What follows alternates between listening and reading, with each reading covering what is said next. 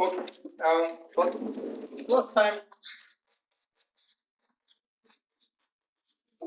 Last time we kind of talked about complex topicalization.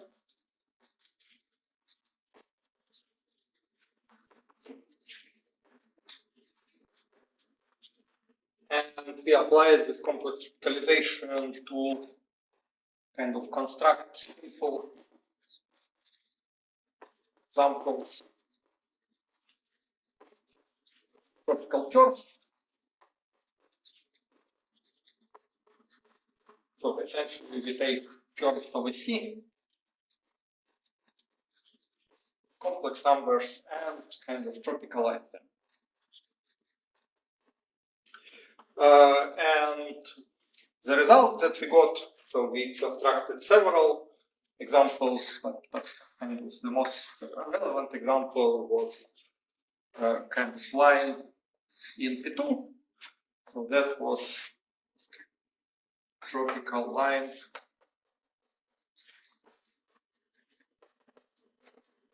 in P2. So essentially we had an equation y x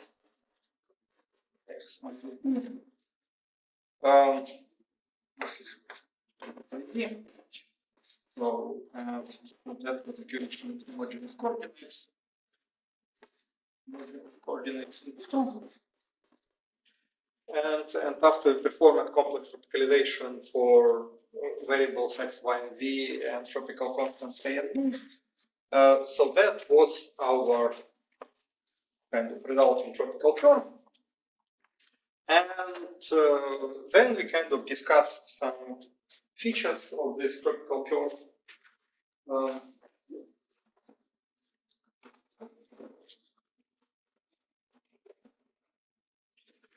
Okay, so there are like three types of features. So there are this kind of points at infinity, or points where our tropical curve crosses this compactified hypersurfaces for projection space. And kind of we discussed details like the structure of the tropical curve in these regions. So in kind of orange region, orange region, so we essentially observed that the tropical, okay, so in the general region, tropical curve is essentially aligned with the circle fiber over this, and this circle is embedded inside of two-dimensional torus, and this embedding is controlled by assigning kind of integer vector. So by assigning homology class of this circle, so this integer vector that belongs to Z2. So therefore, for each kind of edge of our tropical curve, we have an integer vector assigned, and furthermore, this integer vector, it kind of controls the slope of this tropical curve. So we can kind of describe this edge as a parametric embedding. So with just some vector as a function of parameter t along this edge, and kind of the rate at which this vector changes exactly equals to m, which is the same m as homology class of the curve. So that was kind of structure of a curve in a generic point. So kind of for generic point or generic tiny neighborhood of inside of this edge, we basically have like constant slope in radial direction and some fixed homology class, and kind of the change of angular variable with respect to some kind of other angular variable phi is not given by the same. Okay, so then near kind of this edge points or near points at infinity, or kind of in regions where these edges go to infinity. So we essentially observe with the following property that for this external edges, so for external edges like ME should be equal to a normal vector, and that is a normal vector kind of hyperplane which intersects this edge of infinity. And due to this property, essentially the structure of a circle vibration over this semi-infinite edge has this kind of structure of a cap. So away from this compactifying hyperplane, the circle just has some finite size. But then, as we approach this compactifying hyperplane, the size of the circle goes to 0, and essentially the structure of our tropical curve near this compactifying hyperplane looks like a cap. So it's a circle that shrinks to a point. So that is structure in this yellow region, and then the last region is red region. So red region was the region that was the region near cubical vertex, and once again, so over each internal point of this triangle, we have a two-dimensional torus fiber over it, and then in this junction point, we essentially have like three different edges meeting. So we have like M1, M2, and M3. So they are kind of slope vectors, the same, and which are the same as homology class of the corresponding circles. And then the structure of a tropical curve near this junction point looks like a pair of pens. So it's kind of like a three circles on a torus that kind of undergo some smooth junction. And then by studying, by observing that homology classes of these three circles, M1 and 2, and so that these three circles kind of with some proper orientation, they form a boundary of this pair of pens. This union of the circles, let me label them M1, M2, and M3. Disjoint union. And then, because boundary of the boundary is 0, so that implies, and our embedding is smooth, so that implies that such embedding is possible if and only if the sum of these homology classes is 0. And that is this additional property that kind of, okay, so here let me be more careful. So this is some orientation. So orient sum of this three integer vectors should be 0, and that's exactly what happened in our examples. Like in this example, like if we choose our orientation, say like this, like this, so then we have three vectors, 1, 0. So that is slope vector for this curve. So here 0, 1, slope vector for this vertical edge, and then the slope vector for this edge should be 1, 1, so with h goes 45 degrees, and indeed the sum of these two vectors equals to the third vector. So that was kind of structure of a tropical curves that we observed by studying some examples, and kind of we started with examples in complex plane and then compactified it to CP2, and then furthermore we studied kind of degree 2 curves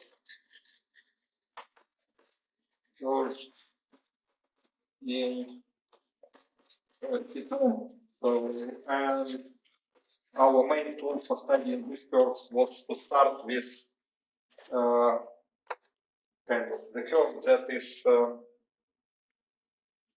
how to say, okay, the composable. So it's a curve that is a variety that is 0 locus of a product of two polynomials. So we started with a 1 degree 2 curve, degree 1 curve, and then another degree 1 curve. So that gives us a kind of reducible degree 2 curve. So that is reducible. So reducible in a sense that degree 2 polynomial is kind of a product of 2 degree 1 polynomials. And then what we did, we said that here we have some kind of valence 4 vertex. And we say that valence 4 vertex, so generally valence, okay, vertices whose valence like more than 3, which is 4 and higher, so that is kind of tropically non-smooth.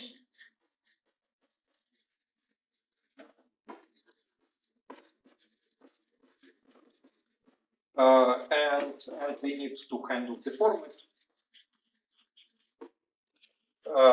to get kind of multiple valence 3 vertices and additional edges.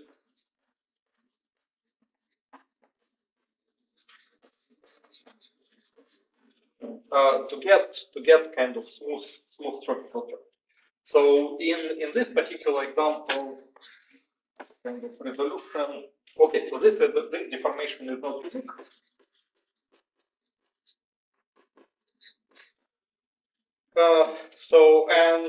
In the case of 4 valent vertices, so there are okay. In the case of 4 valent vertices created by intersection of 2 lines, so there are exactly 2 resolutions. So in this case, yeah, still draw it in white. Draw one resolution.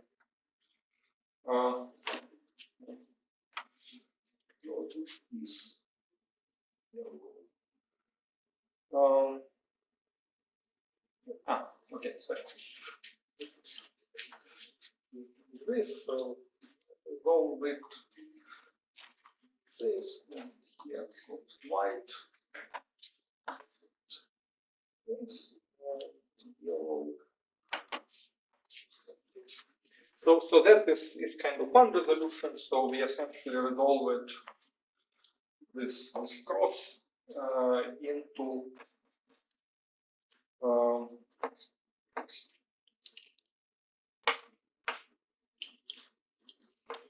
into this object.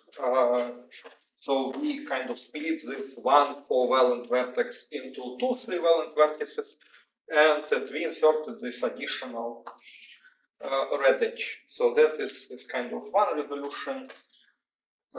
So there is kind of another possible resolution when we resolve it like this.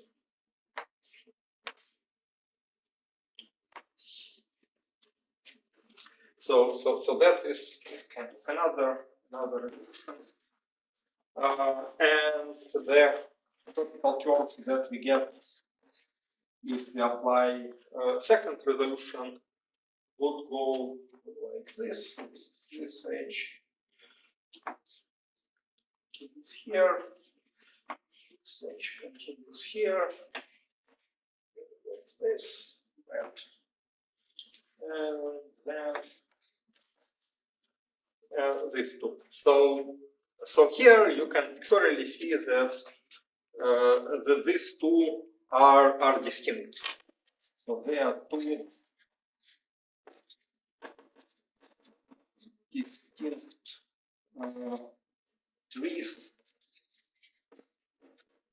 with splits. So we can kind of redraw. So here we have like two distinct trees embedded in some particular way. But let me kind of just draw a topology of these two trees. So the topology of this tree looks like this.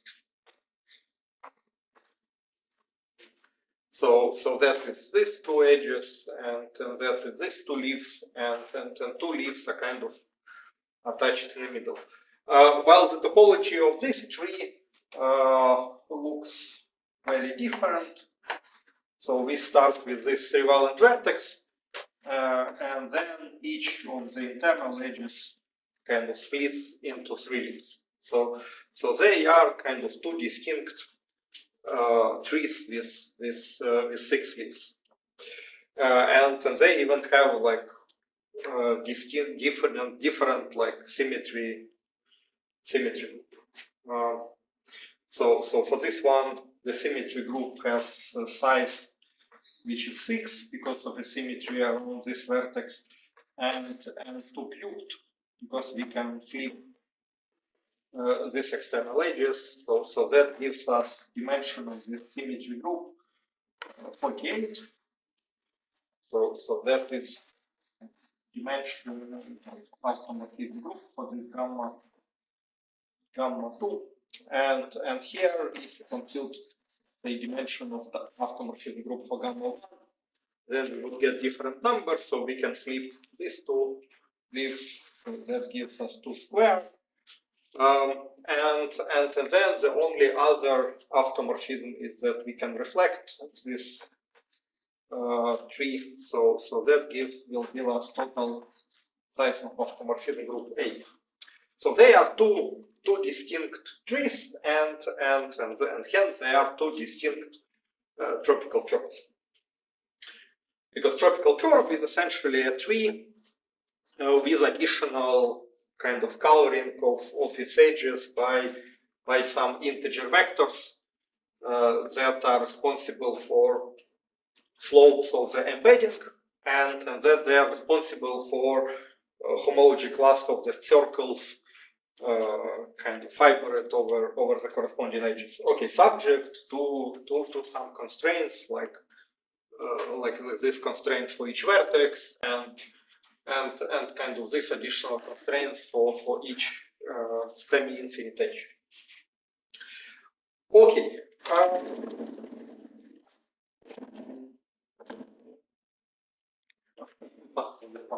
Let me switch to the red one.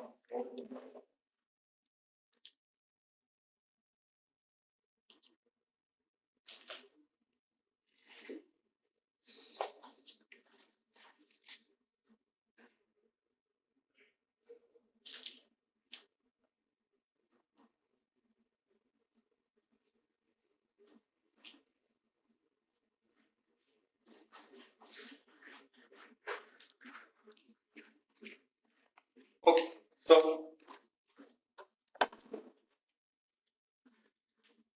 now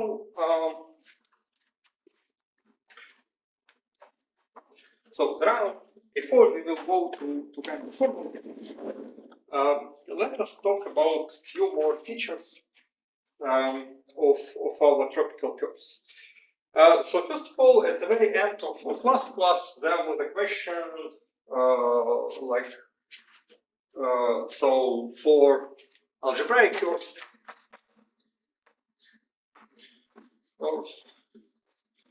in P2, so that is kind of 0 locus of some degree d polynomial, degree d homogeneous polynomial in 3 variables. So that was our algebraic curve of degree d.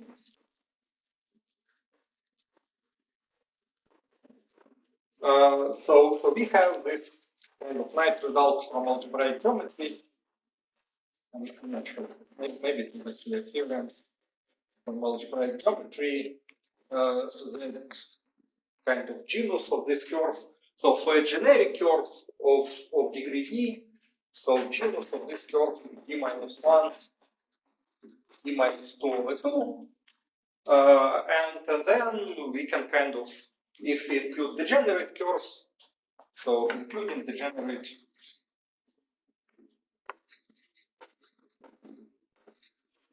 so then this equality became inequality, so it means the genus is at most this one. So, and this inequality in practice allows us to kind of talk about rational curves of degree d. Remark. So this kind of inclusion of degenerate curves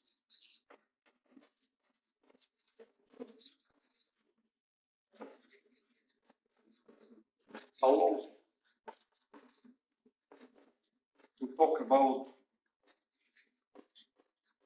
rational curves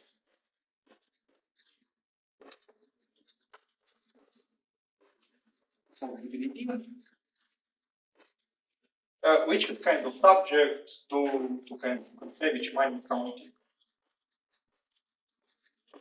where we count a rational curves, number of rational curves in P2, passing through number of rational curves of degree d in P2, passing through 3d minus 1 point. Okay, so now the question is like whether we see the kind of the similar result for tropical curves. And what about tropical curves?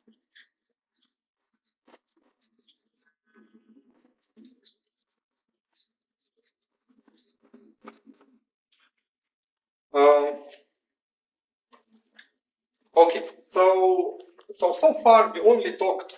So in our examples,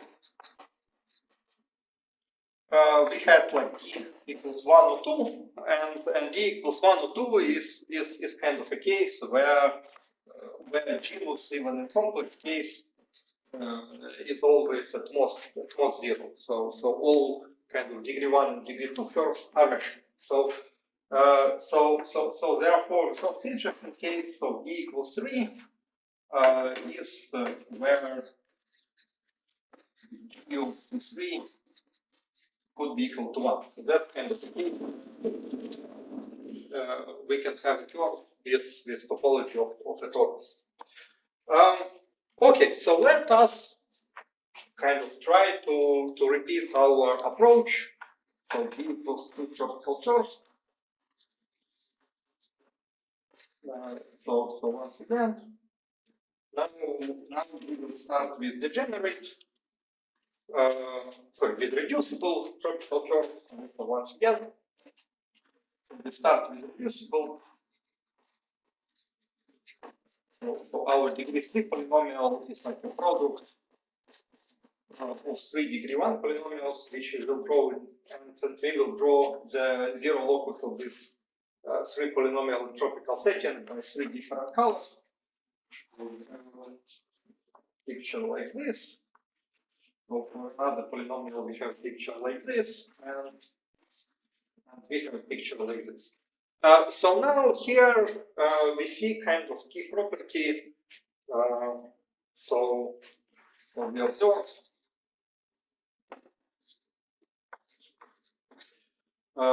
that degree 3 reducible tropical curve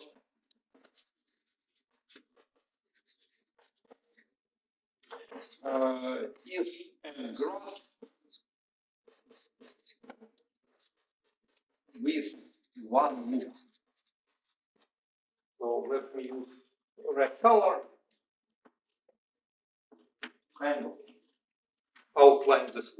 So the topology of this graph is such that it has a. So now the natural question is that, okay, so even though it is kind of valid reducible tropical curve, but we agreed that having a vertices of higher valence kind of gives us a curve that is non-smooth. So before kind of claiming victory that we reproduce this familiar result from complex geometry, we need to deform this tropical curve into smooth tropical curve. And in this particular case, the kind of non-smoothness is sort of attached to our loop. So let me zoom in into this region. So that's a region which contains all 4 valent vertices. So we have these 4 valent vertices that are vertices of this square, which is a loop. And then what we can do, we can resolve these vertices one by one. So So there are multiple ways of doing it.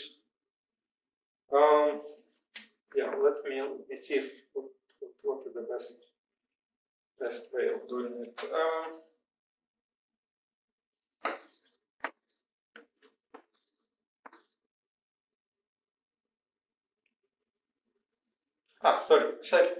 Sorry, not all of them for one country. My bad. Let's redraw this picture. So among these vertices, only three are for one vertex. So let me redraw it. So it's this one, this one, this one, and this one is kind of all good three-valent vertex. So we need to resolve only this. And then we can resolve it by kind of constructing suspension of square.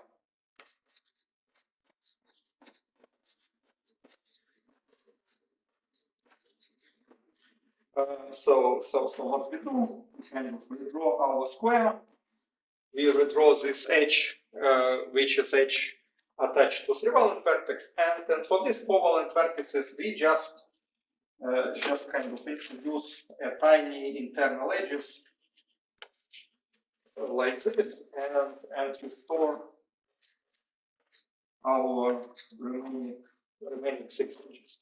So in a sense that previously it was kind of a square that is kind of rigidly attached to these seven edges, and now we kind of inserted some additional red edges to kind of suspend this square inside of the seven edges. So now we kind of resolved everything, and after resolution we still have so after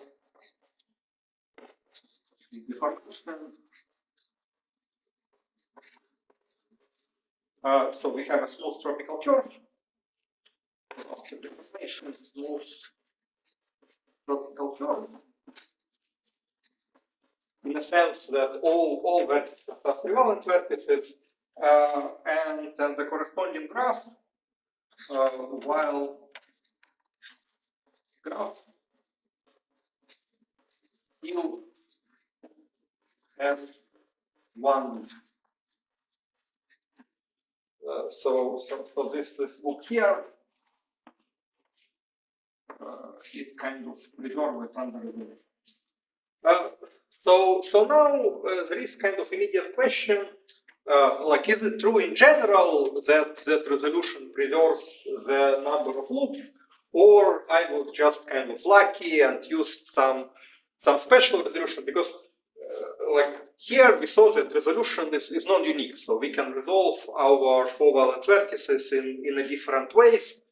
So maybe if I resolve this, and here I resolve in like three four-valent vertices, so that should give me 8 different ways of resolution. So maybe I was lucky with one particular choice of 8, and with other choices I would get like a graph with smaller or larger number of loops.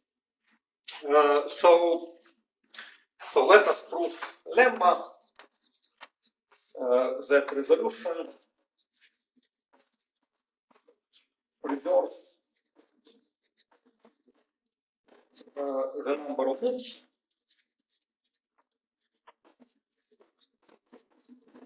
So it means that L of gamma equals to L of gamma tilde.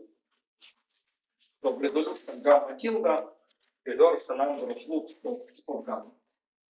Namely, L of gamma tilde equals to L of gamma. Okay, so now I can. Okay, I still want to keep this one before we prove general theory.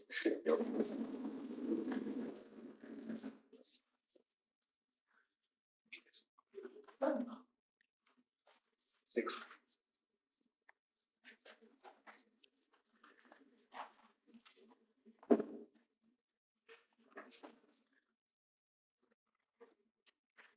Okay, so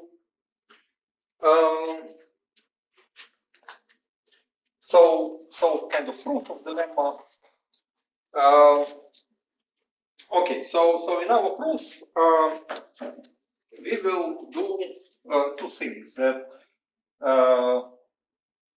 resolution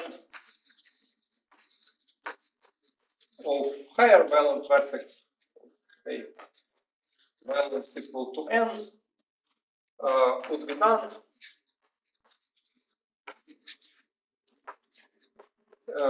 in n minus 3 steps of so n minus 3 steps of introducing one internal edge per step.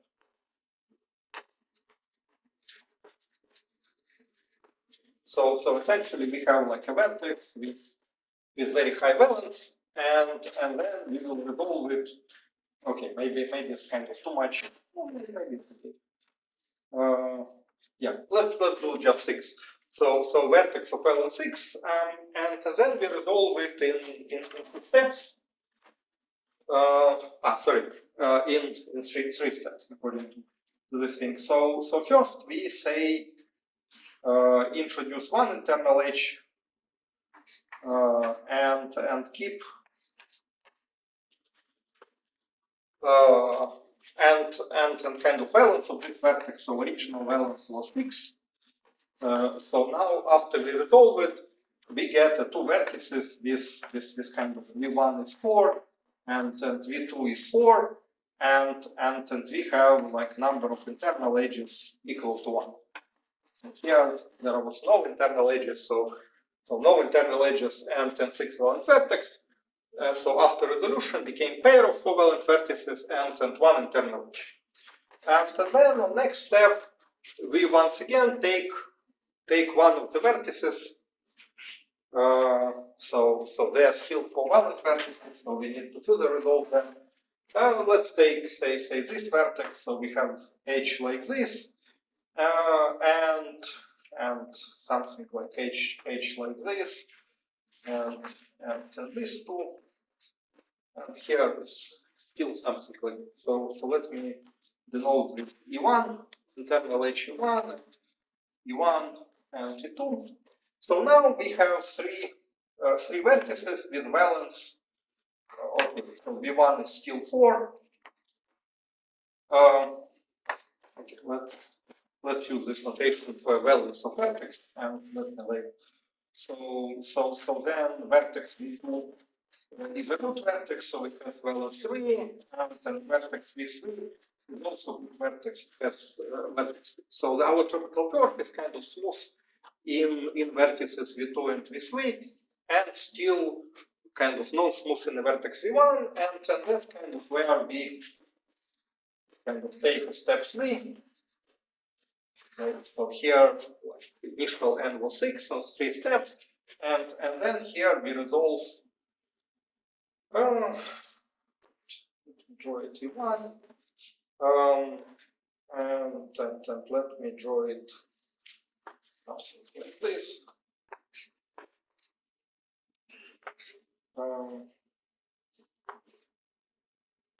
Let's see. 2. Yeah. Okay, and here total number of internal edges is 2. So our internal edge.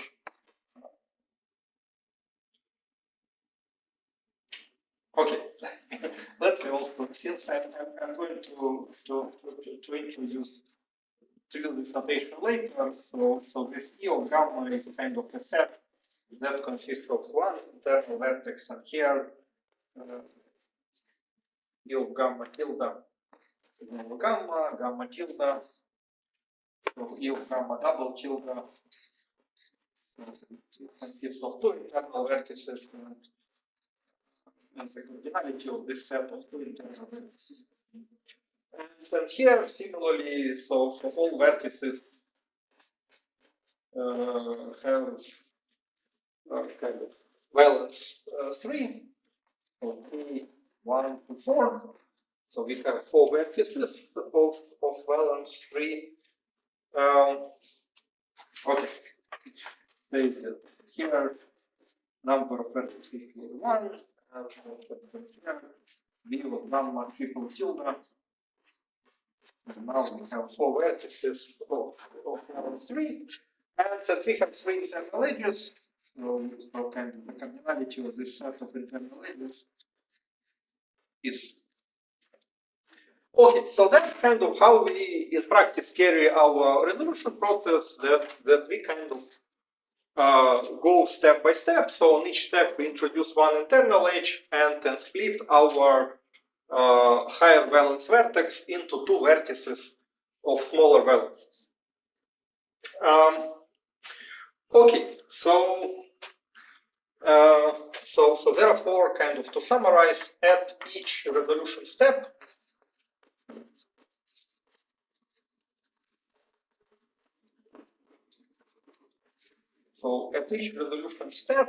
we do 2 things. So we add one internal edge,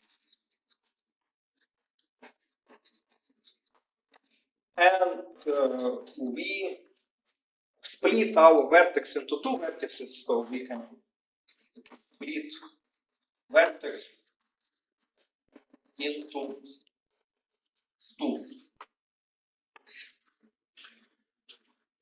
Okay, so that was kind of explicit description of this resolution, generalized to kind of resolution of any type of vertex, any type of graphs. And we need to do it as many steps as we need till we reach all vertices till valence of all vertices would reach 3. And we see that at each step the kind of the valence of a vertex would non-increase. That here valence was 6, and or at each step the excess of the valence excess of the valence, so valence minus 3 would decrease by 1. So here excess valence was 3, and here we have 2 vertices each with excess valence 1. So the total excess valence is 2, and then on the next step we only have one vertex with excess valence 1. So and one more resolution gives us 0 excess valence. So that kind of ensures that our process would stop after finitely many times, because at each step in such process we kind of decrease excess valence by 1, and initial graph has some finite excess valence. Okay, so now let us kind of see what happens to the number of loops as we perform this.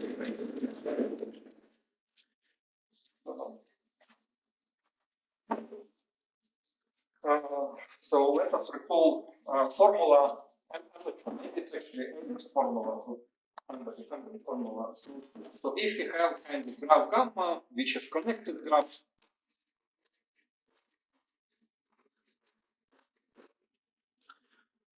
so then the number of loops in gamma we can calculate in the following way. So we can calculate it knowing number of edges in gamma.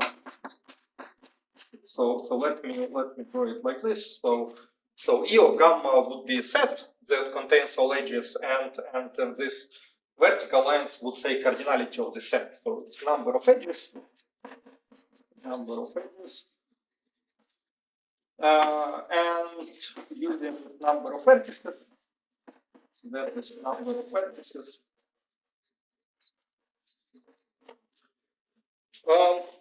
Okay, and maybe plus some additional constant.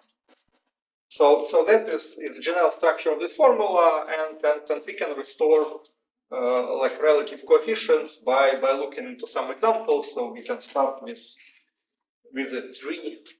So that is kind of obviously a tree. With gamma is 0, and we have kind of two vertices and one edge. So then we can do the following thing. So we can keep a number of vertices fixed and say add one more edge. So L of gamma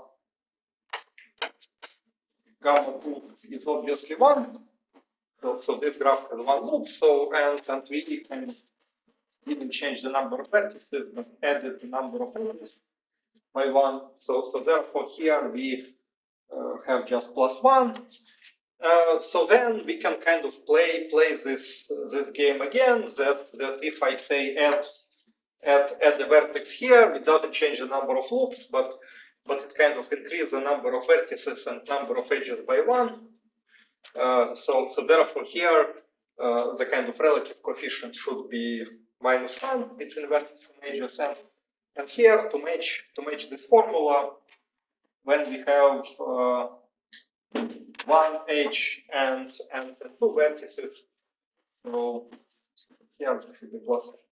So that is a formula that gives us number of loops in a graph gamma from counting number of edges, number of vertices, and taking +1. So now let us kind of recall the change in a graph as we perform resolution. So during resolution, so each resolution step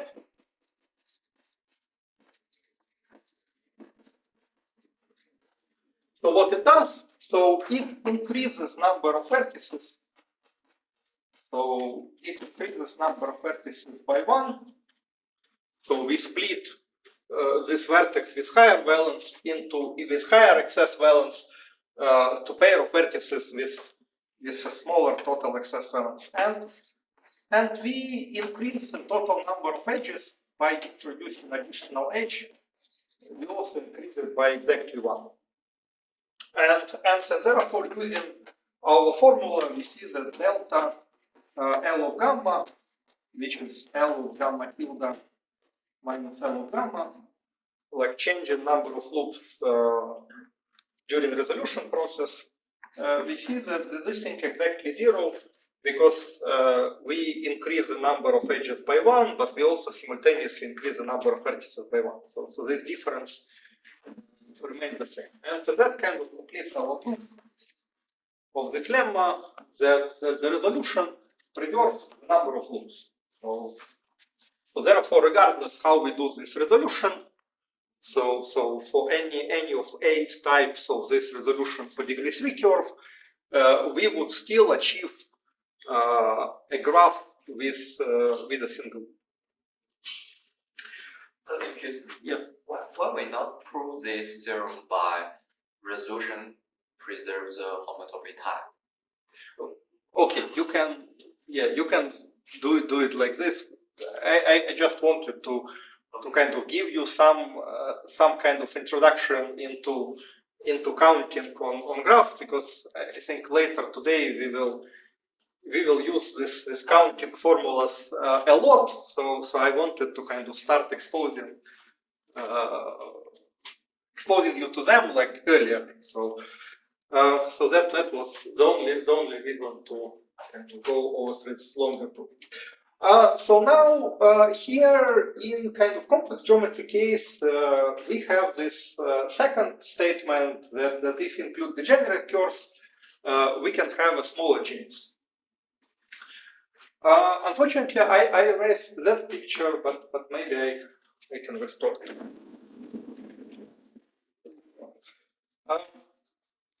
So if we do the following thing, so we first start with reducible degree 2 tropical curve, and then resolve it into what? Into something. So that was something like this.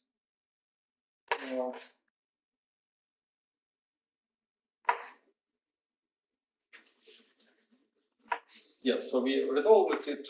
Okay, so we have a tropical curve. No, for this one, let me take different evolution. So let me resolve it into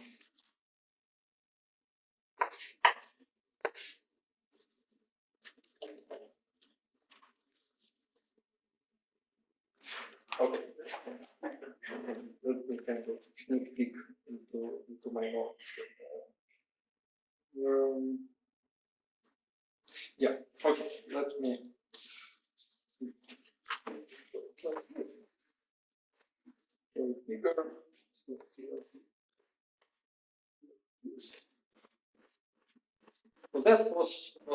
kind of this other resolution. Okay, and let us, so that is the tropical curve, which is zero locus of some degree 2 polynomial. And let us look at a degree 3 curve, which is reducible, which is the product of degree 2 polynomial that describes this curve and another degree 1 polynomial that describes a yellow tropical curve. And we draw this yellow tropical curve like this. So then once again get singular tropical curve. So we do a resolution.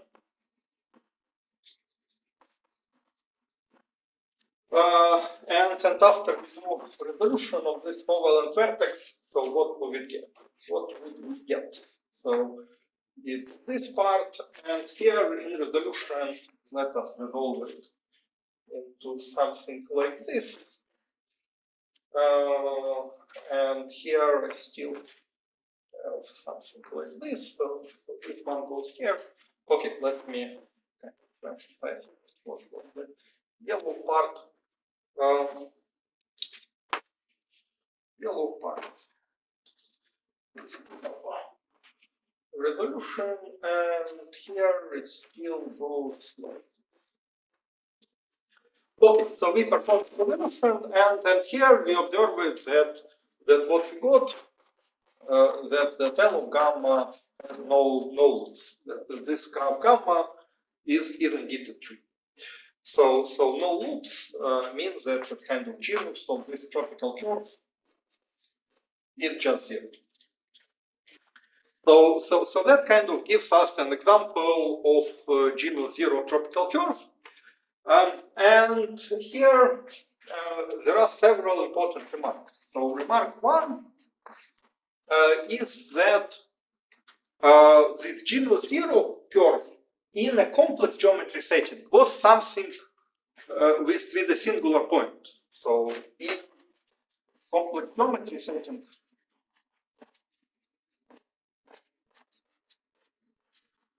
so genus V, genus like cubical curve of genus zero had kind of singular point. So topologically it looked like some kind of torus whose kind of one of the cycles shrank into a point. So that was kind of our singular point.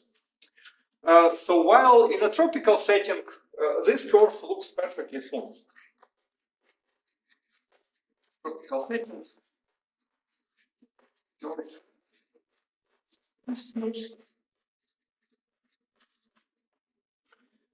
So that is kind of some important feature of this tropicalization process, that doing this kind of scaling, it allows us to smoothen out certain singularities and treat rational curves of any degree as just kind of graphs which doesn't have like loops.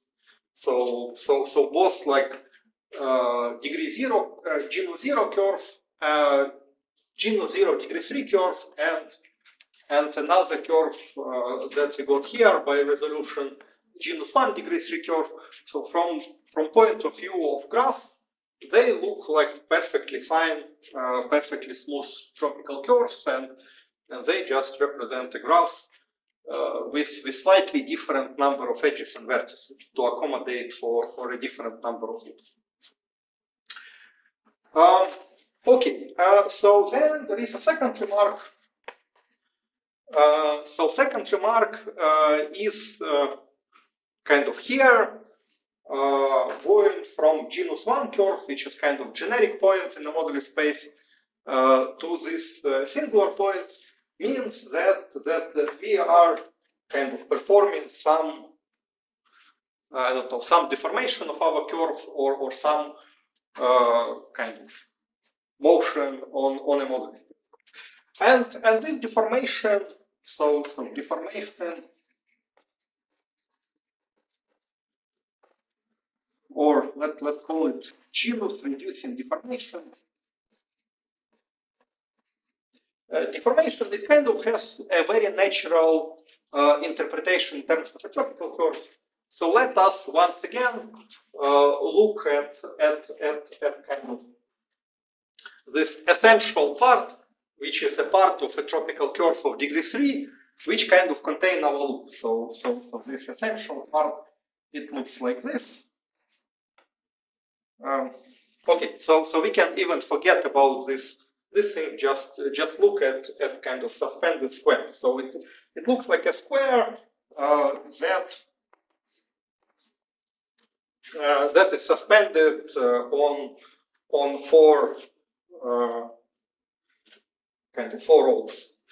So now what we can do, we can imagine the following deformation. So we can kind of change the size of a square. So this square has moduli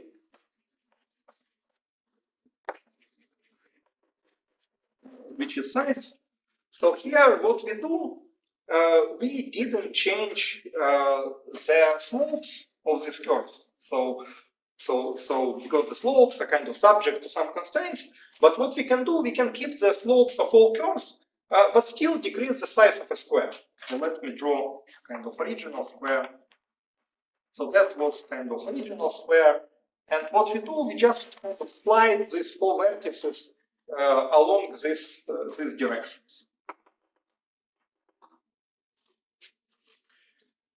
And then what we see is that eventually by sliding all the way, the square at some point would just shrink to a point, and what would we get? We would get kind of just four valent vertex. And then what we can do, we can resolve it. Oh, sorry, deform four valent vertex into I don't know, something like this.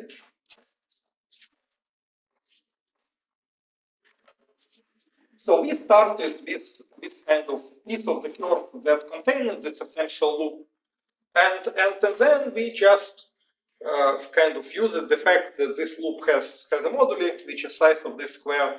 So we deformed it decreases the size of this square all the way to a point, and then we resolved this point into pair of three valent vertices, and that kind of begins point of a process that we have a kind of a graph with a one loop and the end point of the process. So we have a graph with kind of the same four external edges, but now without a loop. And we can kind of perform this process with any loop. So and that process that allows you starting from a graph with say L loops, you can repeat this process for each loop to get the number of loops all the way to 0. So by performing this process multiple times, you can get a kind of a tree from any graph. So that is essentially like how we can kind of degenerate. This is kind of tropical analog of degenerating degree D curve all the way to rational curve.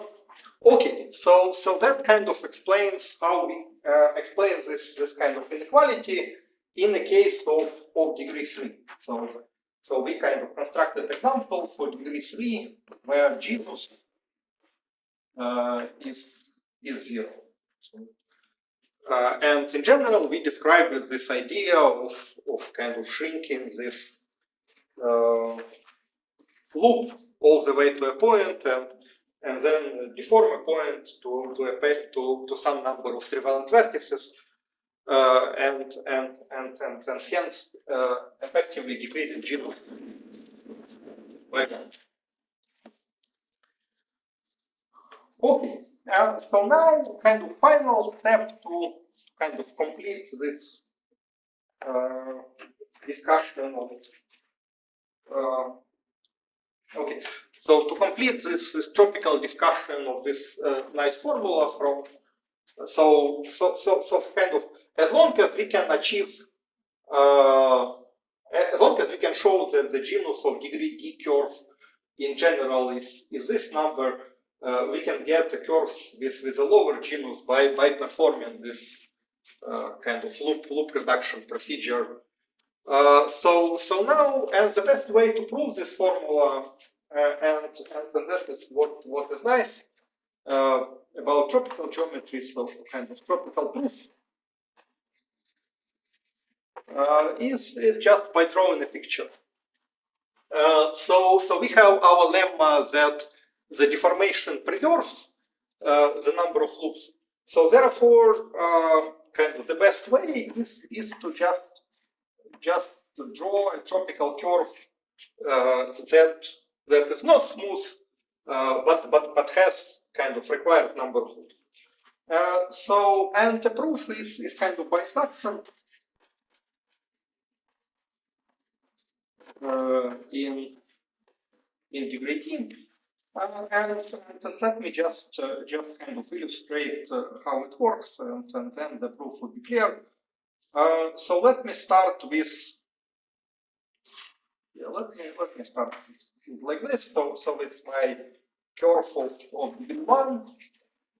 So then my curve of degree 2, like reducible curve, is just kind of a union of two curves of degree 1. So here, like I still have no loops, and that agrees with our formula. So now, if I draw one more curve of degree 1, I got my first loop. So so the loop is the boundary of some area. So let me just kind of indicate this area. So I added one more degree 1 curve, and I got my first loop. Let me label it 1.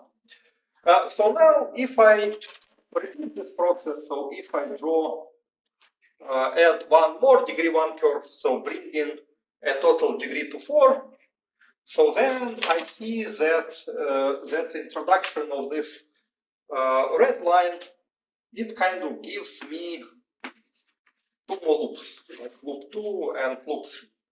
And that's kind of where induction works. That kind of G max of D plus 1 is what with G max of D. So that kind of the number of loops that we had before, adding one more degree 1 curve, plus an additional loops that we get, and how many loops we got. So the number of loops would be essentially determined by kind of how many horizontal lines we cross.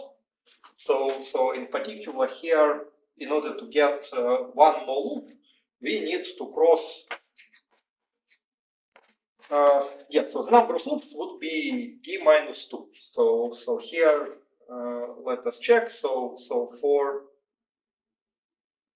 d minus 1. Let's see. So we have degree 2 thing, and to have a first loop, d minus 1. And then we have like G max of for degree 2 is 0, and then from here we see that this formula kind of solves this induction. So G max, or we can just solve this thing to see that at each step we increase our function linearly. So the function should be some kind of quadratic polynomial, and then we can just plug in our kind of generic ansatz for quadratic polynomial in D, and see that it's indeed given by this one.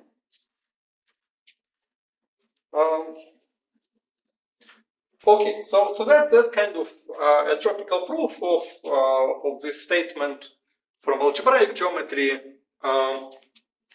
So in a tropical case, the proof is just by drawing some simple picture. So which is kind of one of the advantages of doing tropical geometry, that certain results in algebraic geometry became just the proof to the certain result is just equivalent to drawing some smart pictures and relying on some general results like that resolution doesn't change the things and we can shrink some of the loops to a point.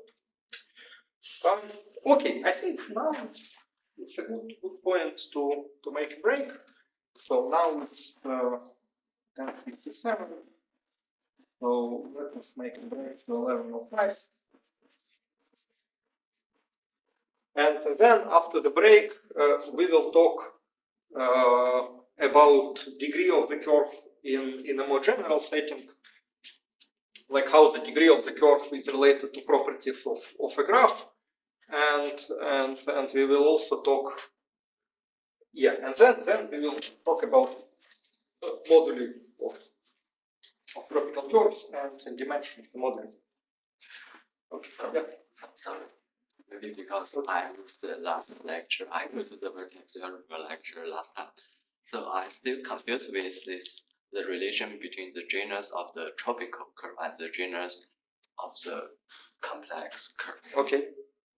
In this case, you mean this curve is correspondence which one?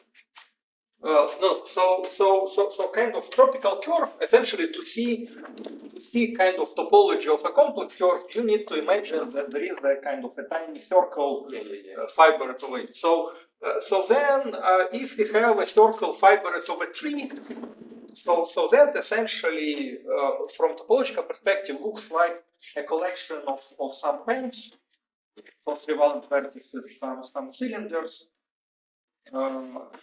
So and some counts. So if kind of circle fiber over tree, then it is essentially a slicing of a sphere in some fancy way.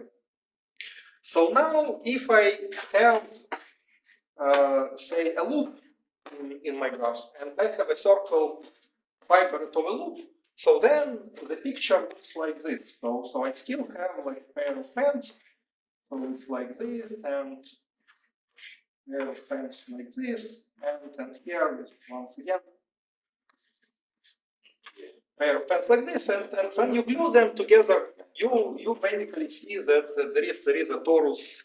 So that this thing is equivalent to a picture when we have a torus and kind of 4 tubes attached to this torus. So and that gives me a kind of sort of topological proof that the genus of the curve is related to number of loops. That kind of circle fiber over each loop will give me a kind of generator of homology class for a curve. What happened for this valence 4? So valence 4 is just kind of analog of a sphere with sort of 4 tubes attached to it. So we can look at kind of pair of pens as a sphere with 3 tubes attached to it. So and higher valence vertex is like you take a sphere, you cut like number of disks equal to valence of this vertex and glue kind of cylinders to each of the boundary of this. And then kind of deformation of a tropical curve is you kind of deform this sphere into something like this. So and then you still have like 2 tubes attached to it and this kind of a cylinder that emerges in deformation of a sphere with precisely this red edge that emerges in our resolution. So here there is kind of no change of genus from kind of 2-dimensional topology perspective. Why we say this is singular? So that kind of from tropical perspective it is so it is kind of tropically singular. So from kind of complex geometry there is no singularity in this thing. But from a tropical geometry kind of people call it singular. So or yeah. So they kind of want to say that that kind of smooth tropical curve is a graph with all vertices being trivalent vertices. So and kind of rest other graphs with vertices of other valence, they kind of want to call like tropically singular. But I agree that there is absolutely nothing special if you recall that that there are like circles fibered over it, then there is perfectly fine junction of any number of circles inside of a torus. So that looks smooth from two-dimensional topology. This means this is the defining equation for the complex.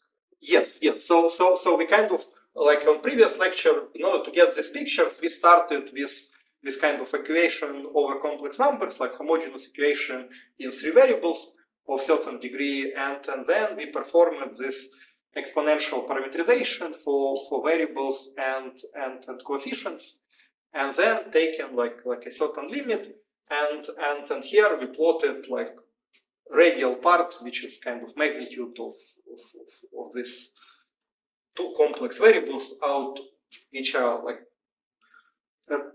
okay. So we kind of draw it in the local C2 chart, covering like part of P2.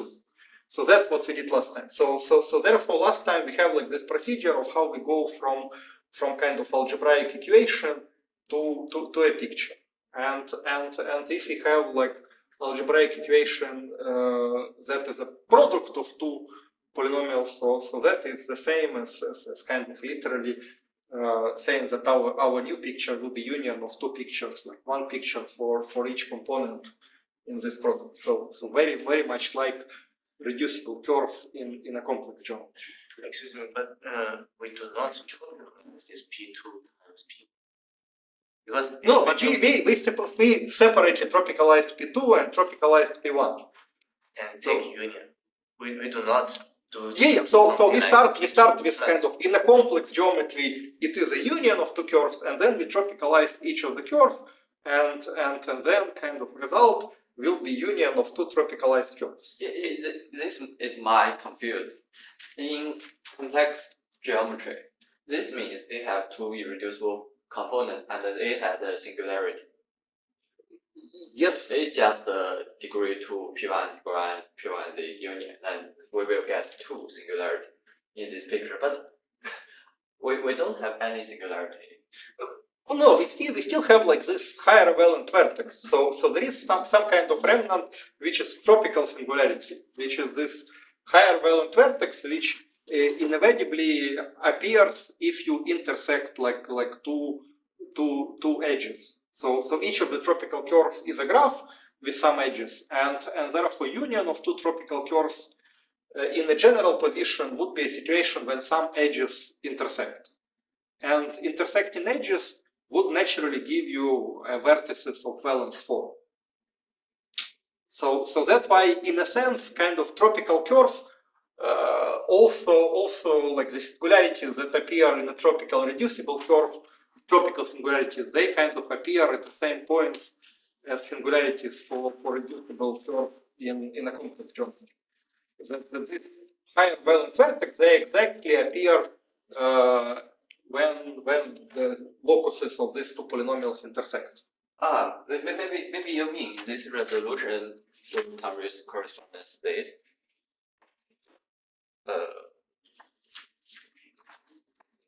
And we will from this to get this.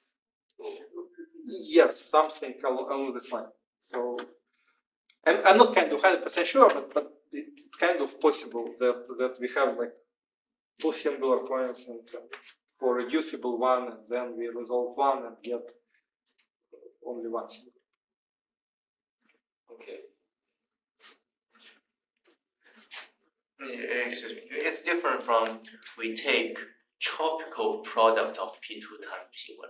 Yeah. So here product is like product over like polynomial in a ring of polynomials. So here like P1 and P2 are elements of polynomial ring, and we multiply them as polynomials. So yeah, but in degree 1 case we expect it to be tropicalized. Like Yeah, then we tropicalize each of the polynomials. So Yes. So why don't this operation commute? I mean, like in degree 2 case, it becomes union, not tropicalized product. okay, so I think like if you carefully study, so here I'm kind of specifically avoided talking about varieties over tropical numbers. So that's what you normally would do. Say that you have tropical numbers. Let us study varieties of tropical numbers. So that's kind of where tropical polynomial vanishes. So this thing, this approach, first of all, it is written in many textbooks, and that's how usually people describe tropical curves. However, this approach, even though it has this advantage that it's more uniform with algebraic geometry approach, where you kind of first introduce your ring and then you study like varieties over this ring. However, it has some disadvantages that in that approach you completely miss a kind of circle and a torus part. So in this approach, kind of people work over real tropical numbers, and all their pictures, their kind of pictures, their varieties over kind of polynomials over real tropical numbers. And then kind of the price for doing this is that certain properties that are kind of almost obvious and straightforward, for example, like summation of these integer vectors in a junction, that almost obvious if you know that it's kind of pair of pens or three circles that smoothly kind of juncted together inside of a torus. So then the fact that homology classes of this circle should add up to 0 is kind of very, very natural statement. But for them, they need to impose all these properties by hand. And that kind of makes that story more complicated in a sense that to kind of get some nice and non-contradictory intersection theory for kind of zero locuses of tropical polynomials, they need to kind of invoke some additional definitions, like we will talk about intersection theory on second half of the lecture. Like here, you see we have sort of intersection point that from perspective of radial part, here we have like a single intersection point. So in this case, it's a bit not that interesting. Let me. How to see this part? Not this point. So even before that, so even ordinary intersection theory is kind of more complicated. Okay, let me kind of modify this thing. So let me kind of secretly increase the degree of this white curve by 1. Okay, let me kind of pretend that I have like more edges, so that this white curve is degree 3. So then what we know that no, sorry, I don't, sorry, my bad, I don't even need to go to this length. So if I have a kind of degree 2 curve, complex degree 2 curve, and complex degree 1 curve inside of P2, so first of all, they always intersect. And second thing, that the intersection number, okay, C1 and C2 should equal to 2. So degree 1 and degree 2 curve should intersect over 2 points. However, in a tropical setting, here we see that the number of intersection points it may change depending on yellow curve. Like if I choose my yellow curve, let me draw it in orange. So I can choose my yellow curve to be something like this, to be orange. So here the intersection of orange curve and the white curve, it kind of has 2 intersection points. So in some regions, like for some kind of coefficients on this polynomial, the number of intersection points in this kind of radial part of the curve, it jumps from 1 to 2 and back. So here is 2 and say somewhere here is say also 2. Maybe you mean the yellow is not transferable. No, so that apparently intersection is transversal, but kind of the idea is that previously we kind of count intersection points just okay. So in real geometry, because they want to work with just a real part. So in real geometry we count intersection points with a sign, and sign is kind of determined by orientation. And here they kind of additionally, if they forget about angular variables, they need to additionally kind of by hand introduce a new rule that we count intersection points with a multiplicity that is given by vector product of kind of vectors assigned to these edges M1 and M2. So if edges with these vectors M1 and M2 intersect, so then we additionally assign a multiplicity that is like absolute value of a vector product of two vectors. So, or in this case, it's two-dimensional vector, so it's some determinant of the matrix that is constructed writing these two vectors as columns.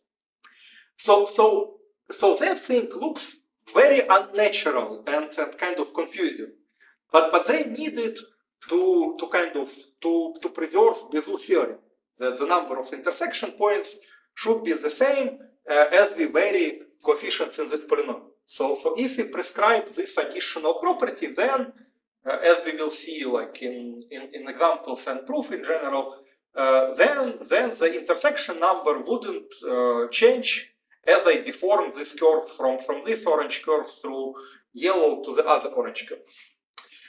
However, if we recall that here intersection is not only happens in a radial variable, but there is a torus, so then we will see that on top of this point, we have a two-dimensional torus that kind of sits on top of any point inside of this triangle. And then here, what happens, we have some orange curve that represents some homology class M2.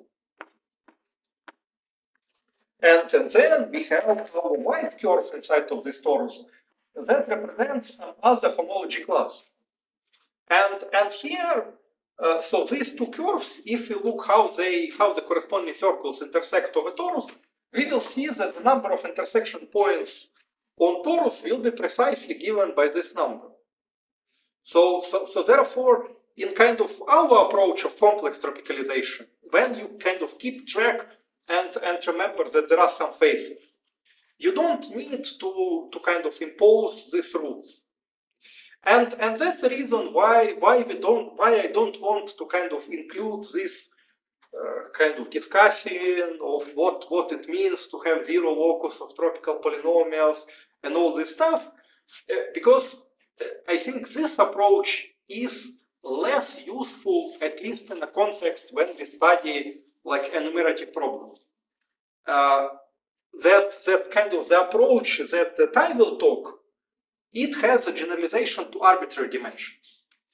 While in tropical geometry, where originally was people kind of discovered that they can do, that the tropical counting can reproduce Gromov-Fit invariance, so this operation was kind of a key operation. And unfortunately, it doesn't generalize to higher dimensions. Because for a higher dimensional case, like you need multiple vectors. And unfortunately, like you can't construct a kind of number out of three vectors or out of two vectors in three-dimensional space. So, and kind of that's the reason why I don't want to talk about tropical varieties and kind of zero locus of tropical polynomials, because I think this approach, it might be useful for something else. There are many different applications of tropical geometry, but I think it is less useful than the straight complex tropicalization in approaching the problems in enumerative geometry. So that's kind of my reason why here I kind of didn't go through careful discussion of the theory of kind of taking tropical product of two tropical polynomials and then discussing what is the variety for this one. So I avoided it on purpose. Let's say it like this. So I kind of know that business, but I still think that it's not relevant for what we are going to discuss, which is using tropical geometry to describe some enumerative problems and perform mirror symmetry for this. Okay, let's still have a break. I need to have a break. So, I still want to know what happened for this. Why we can say it will be this?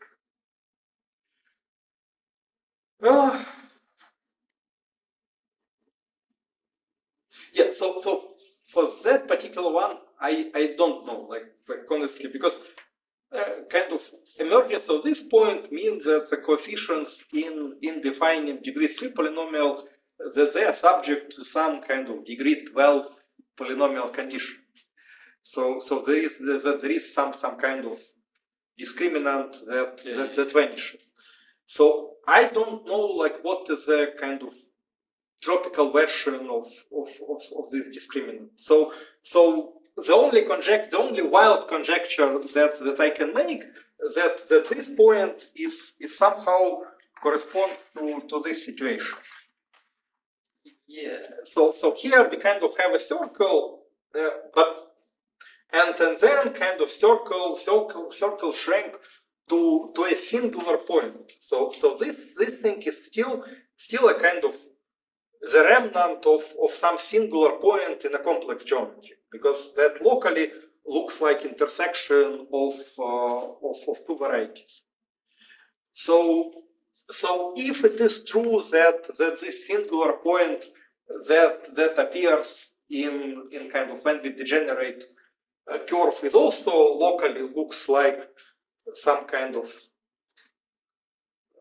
intersection point of two components.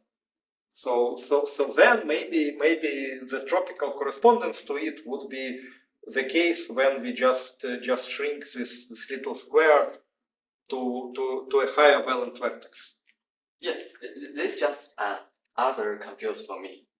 Because the geometric genus is not deformation invariant, and the arithmetic genus is deformation invariant, like this case.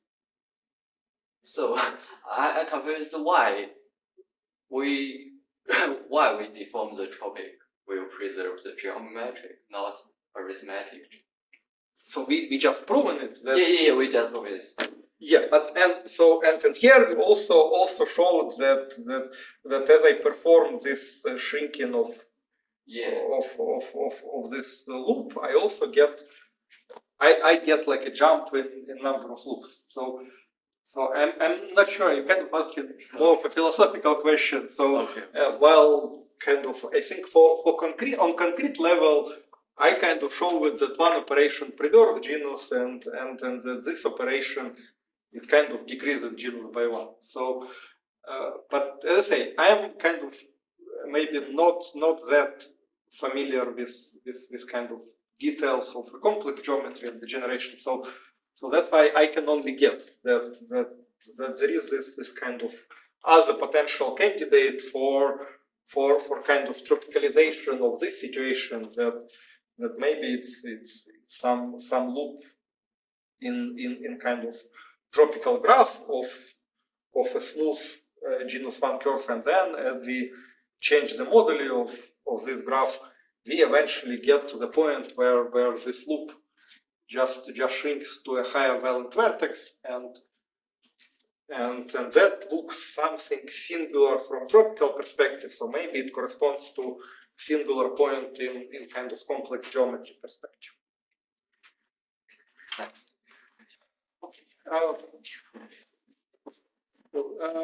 Yeah, so now it's 11:22, and Okay, where is my break time?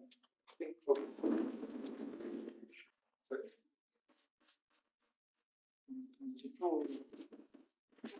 Okay, so today we'll make just one break to November 30, and then we will.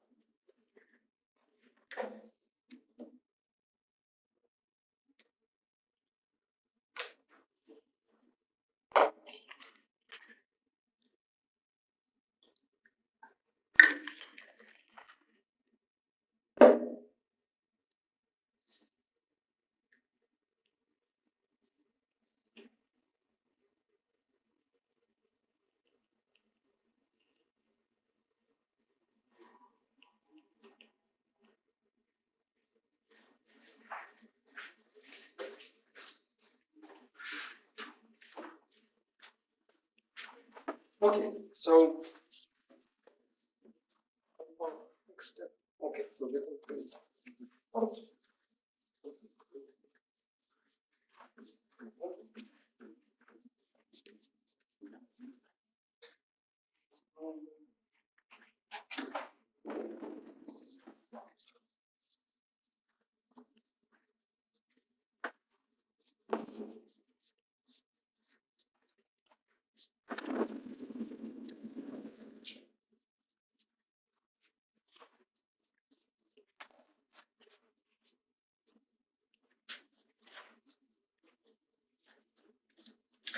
Yeah, so our next subject would be tropical intersection fields.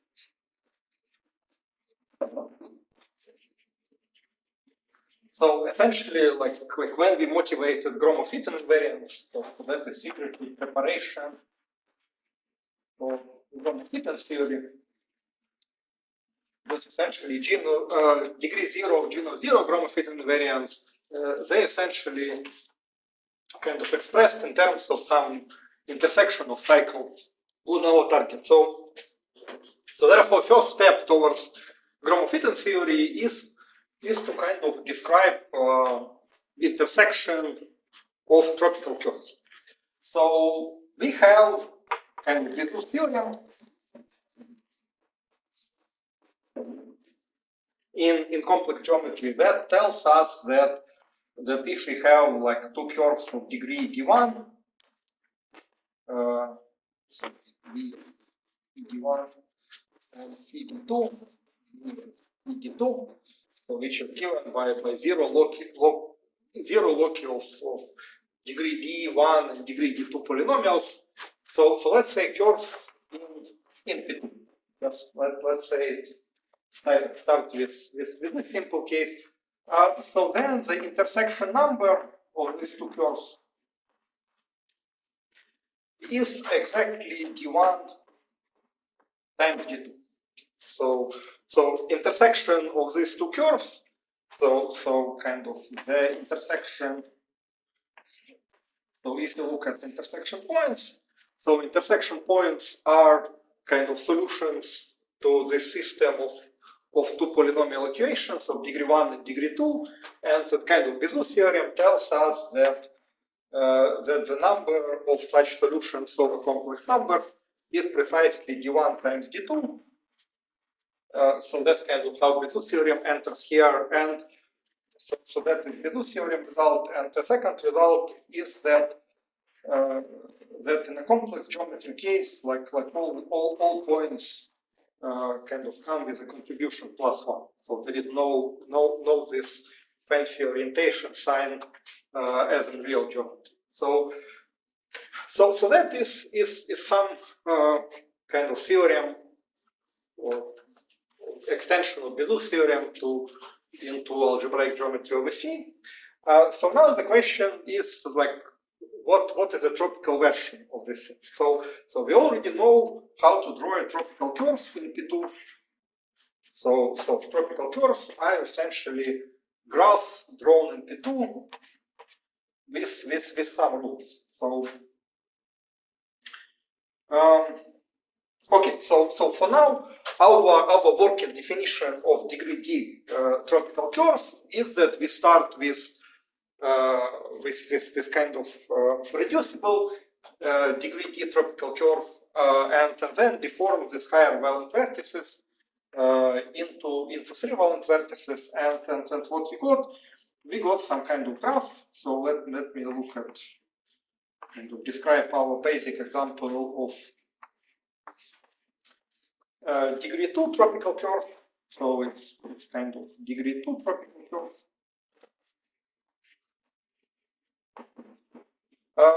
And then we take kind of orange thing and yellow and draw a C1, which is degree 1 tropical curve. And let me draw another degree 1 tropical curve, let's say like this. So all these like tropical curves of different color, like yellow and orange tropical curve, both of them are degree 1 tropical curves. And then, therefore, according to kind of this theorem, which is extension of Bézout theorem in algebraic geometry, so the intersection of C2 with C should be the same as the intersection of C2 with this orange C, and should equal to. However, observing from this explicit picture, we see that there is a kind of topological difference between these two situations. So in one case, on this kind of space of real values, or in this toric polytope, we have one intersection point. So one intersection point for yellow curve, but two intersection points for orange curve. And in general, okay, so in this setting, if we kind of vary our degree 1 curve, I think like avoiding the situations when we have like coinciding edges. So there is like a special situation when, say, this orange edge would coincide with one of the white edges. So that situation is non-transversal. Okay. So I think you asked the question. So let me draw it in yet one more different color. Let me use temporary green. So that would be non-transverse situation. So let me just draw it. So this green curve C intersects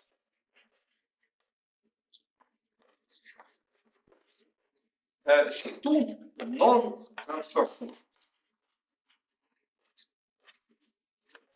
So here it's not like some multiple intersection points, but a situation when one of the edges, when that kind of pair of edges from blue curve and from green curve and from white curve, they coincide. So that is kind of tropical version of non-transverse intersection. You mean if we intersect with a multiple point? Yeah, so here, like you see, it's not even isolated points. It's just kind of the whole semi-infinite edge. Right. Yeah. So here we don't have. Yeah, dimension is wrong, because generally intersecting two kind of curves in P2 should give us some finite number of points for transversal intersection, because we have like two objects of dimension 1 intersecting inside two-dimensional objects, so transverse intersection tells us that they should intersect over a finite set of points. While in non-transversal case, you may have like some components of these curves coincide, and the tropical version by coinciding components means that like pieces of edges of these two curves coincide. But in geometry, even we intersect to a dual point, we not call this transverse.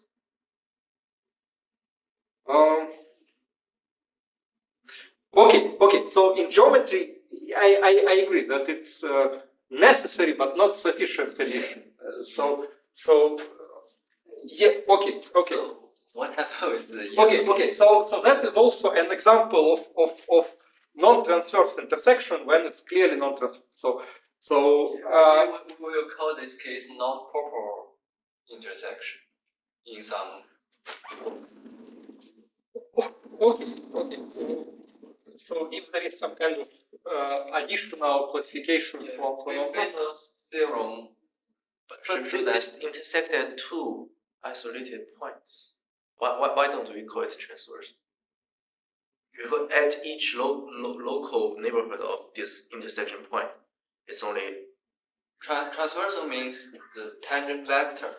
Yes, but at each point is the tangent vector. you see, okay, let me kind of classification. So that is kind of non-transverse intersection.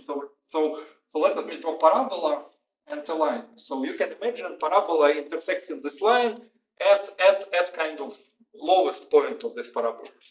So that is non-transverse, and that would be transverse intersection.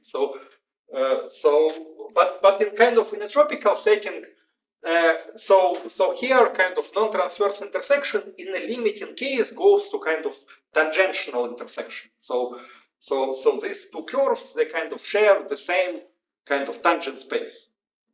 Yeah, So in the tropical curves, like the analog of this tangential intersection is precisely this green situation. So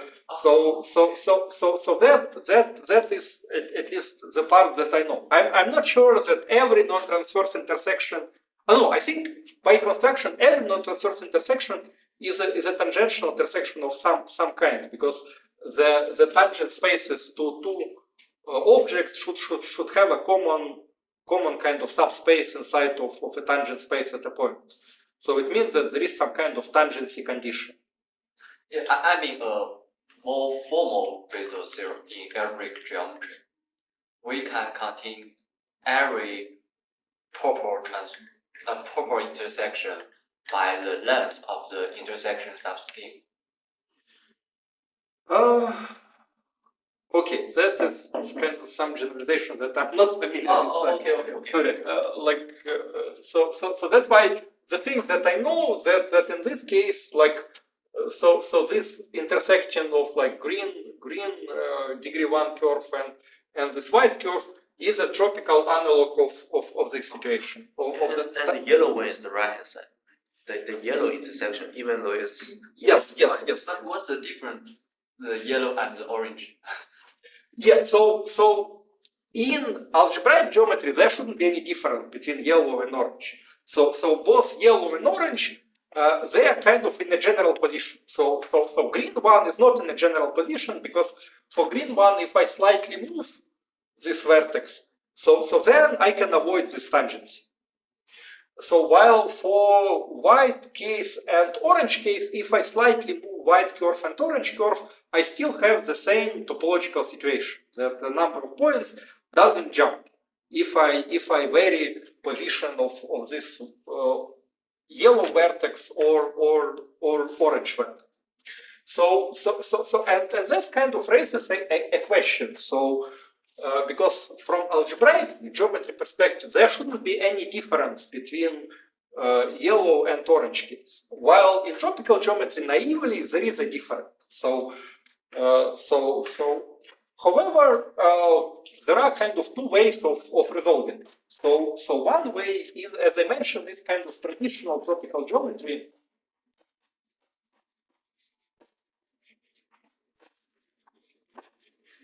So traditional means like thinking of tropical geometry as an algebraic geometry over tropical numbers.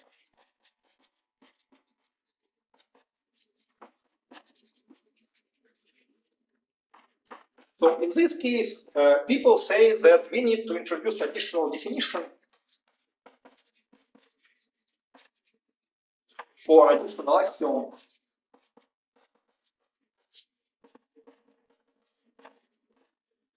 that tells us that kind of for each intersection point on this kind of polytope, or for each intersection point between kind of two tropical curves, then what we need to do, so each intersection point is kind of intersection of two edges, like E and E. Locally, it's intersection of two edges, and we need to introduce multiplicity z equal to kind of, okay, they I think have a formula like this. So we take like this pair of two-dimensional vertices for E and T prime, we form 2 by 2 matrix and compute its determinant and take absolute weight in this determinant. So and then kind of proposition that given this additional weight, so for okay, and kind of the definition for intersection of two tropical curves will be sum over this intersection points of the corresponding graph, and here we will like weight the contribution from each point with this factor, and that would be our tropical intersection number. let me put subscript t. So, and then kind of proposition is that the tropical intersection number is invariant under small deformation or under deformation.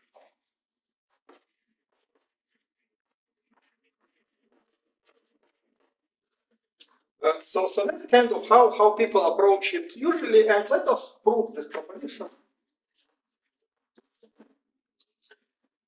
So let us see, let us kind of describe a local situation when the number of intersection points change. So once again, here we are working with smooth tropical curves or smooth tropical curves. So I think, like, for now we will prove it for smooth tropical curves, but I think the proof can be further extended for non-smooth. So let me prove it for a smooth, or let me kind of prove for smooth case. Okay, so in a smooth situation, kind of a jump in the number of intersection points happens when an edge of one curve kind of passes through vertex of other curve. So the jump in the number of intersection points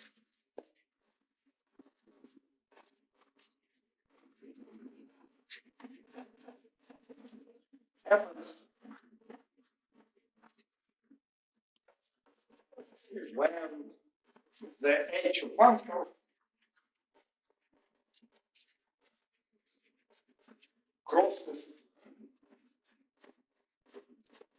the vertex of other curve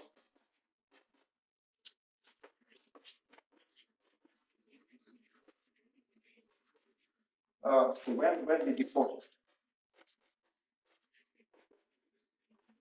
So we can imagine that is our deformation. So we deform our, say, kind of one of the curves. We deform it in such a way that the red edge goes to a yellow edge. So that is our kind of deformation, and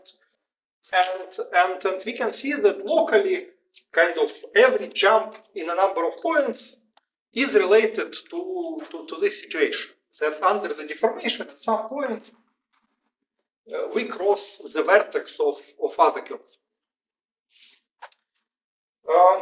So therefore, and because our total intersection number is kind of sum over these points, so it is sufficient to investigate kind of whether there is a problem in this local jump, in this local situation. So if there is no problem for every local situation, then there is no global problem, because kind of globally the intersection profile kind of is a combination of local profiles. So in the kind of general setting, we can assume that we always intersect vertices one by one. So as we deform curve, there is never a situation that we simultaneously intersect like two vertices when we deform. So we assume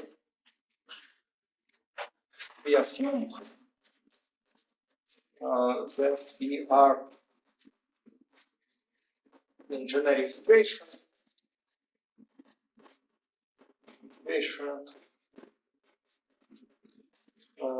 that we intersect vertices, that we intersect one vertex at a time.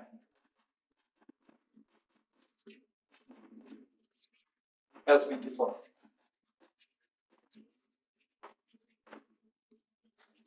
So we intersect one vertex at a time, and for single vertex intersection, we have these two pictures. So on one kind of value of a moduli, we have two intersection points when we intersect like these two incoming edges. And then after the deformation, we have single intersection point when we intersect outward edge.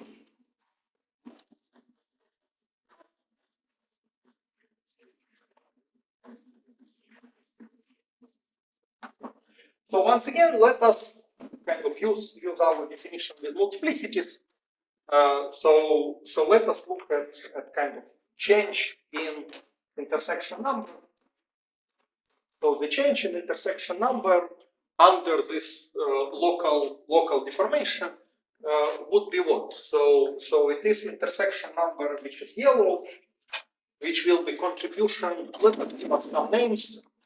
Let me give an M1, M2, and M3.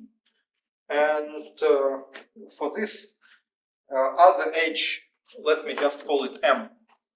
So M is a tangent vector to this yellow and red edge.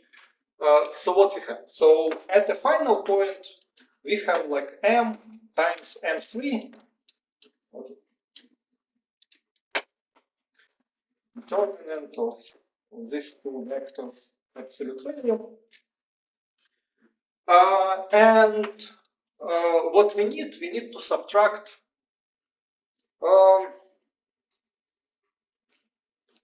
okay, now, sorry,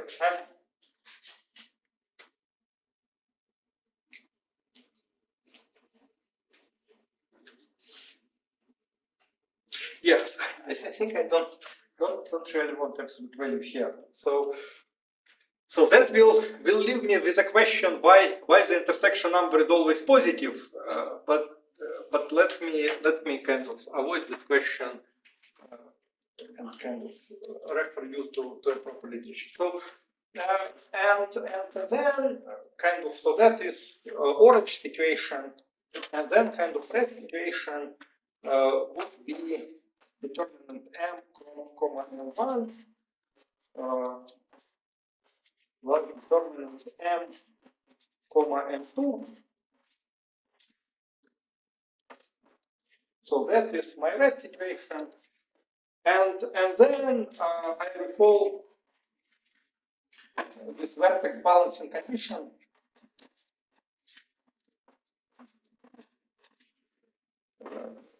That if I have orientations like it is going here, that M1 plus M2 is M3.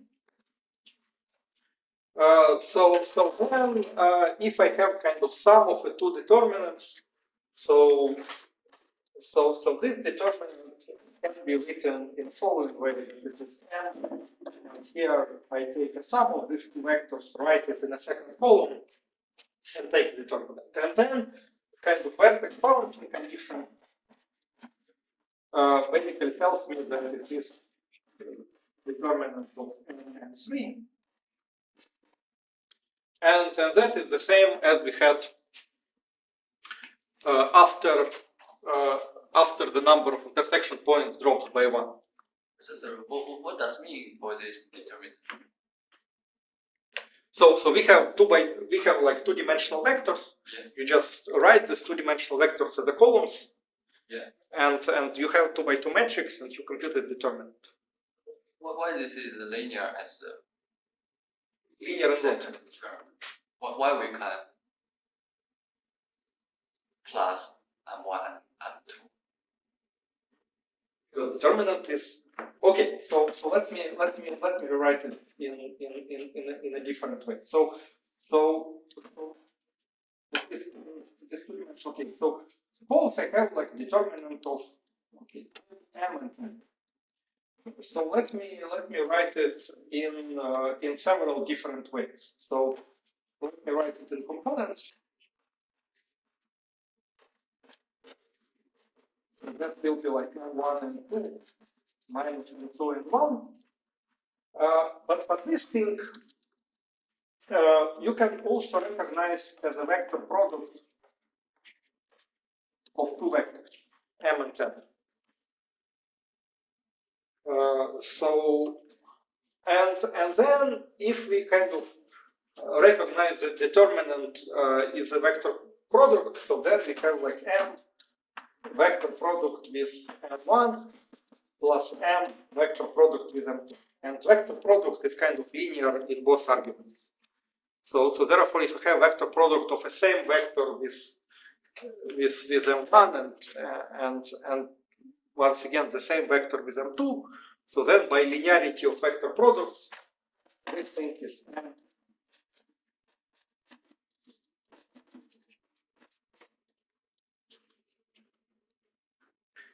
Or you can just say here that determinant is kind of bilinear in components of these vectors. So that's why we can kind of, if we have sum of two determinants, then it is the same as determinant of between like fixed vector and sum of two vectors. If we need this M to be a normal vector, to be a No, M is kind of arbitrary vector. So, okay, so epsilon p can be arbitrary. Yeah. So that this thing can be arbitrary. So that kind of leaves a tiny question why this thing is positive. But that is something that okay I want to avoid for my discussion, because like what I want to say that is this kind of traditional approach. So in traditional approach, you recognize that there is an issue, because in traditional approach, you only have this two-dimensional story. So you don't have any torus fitting on it. So that's why in traditional approach, best you can do is kind of by hands assign some additional weights to these intersection points, and then kind of verify that your assignment of weights kind of combine it with some other nice property like vertex balance condition, kind of gives you invariance of the intersection number. So that's what kind of these people like Mihalkin, Gross, Markvik, and other kind of people doing tropical geometry do. So they say, yes, there is a problem, but there is kind of a nice solution to this problem, and they kind of treat this nice solution to a problem as an additional justification why we should have like this vertex balance condition, because it ensures that the Bezout theorem kind of holds for intersection of tropical cubes. Okay, so that was kind of one approach, and kind of our approach is the following. So our approach is complex circularization. Complex circularization approach.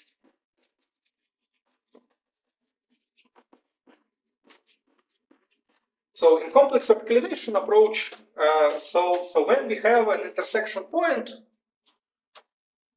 so we have this intersection point here.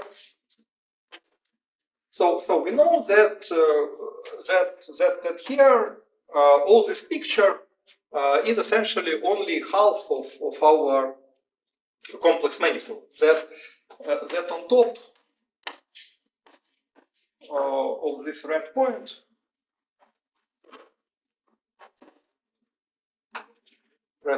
we have two-dimensional torus, and therefore kind of here intersecting over red point, it's only intersection in half of the dimension. So to basically see a kind of points of intersection, we need to study what happens to this kind of orange, to this yellow and white curves in this red two-dimensional torus. So let me draw this red two-dimensional torus as kind of a square or rectangle with sides identified. So that would be easier to kind of see the intersection. And then what we have, we have a picture like this. So we have some white curve in this torus. So that is my white curve. So white curve kind of has some, I don't know, winding number. Let's kind of actually compute what are the integer vectors in this case, because we expect answer to be 2. So for orange curve, it's very easy. So the integer vector is just 1, 1. So the orange curve kind of oriented like this. So it kind of so this edge is actually semi-infinite edge. So semi-infinite edge crossing this compactifying hyperplane. So it should have a vector which is equal to a normal vector of this compactifying hyperplane. So this M is 1, 1, and 1, 1 in the case of a torus So that is something like this. So that is on a rectangular torus. So that is vector 1. Okay, let me draw.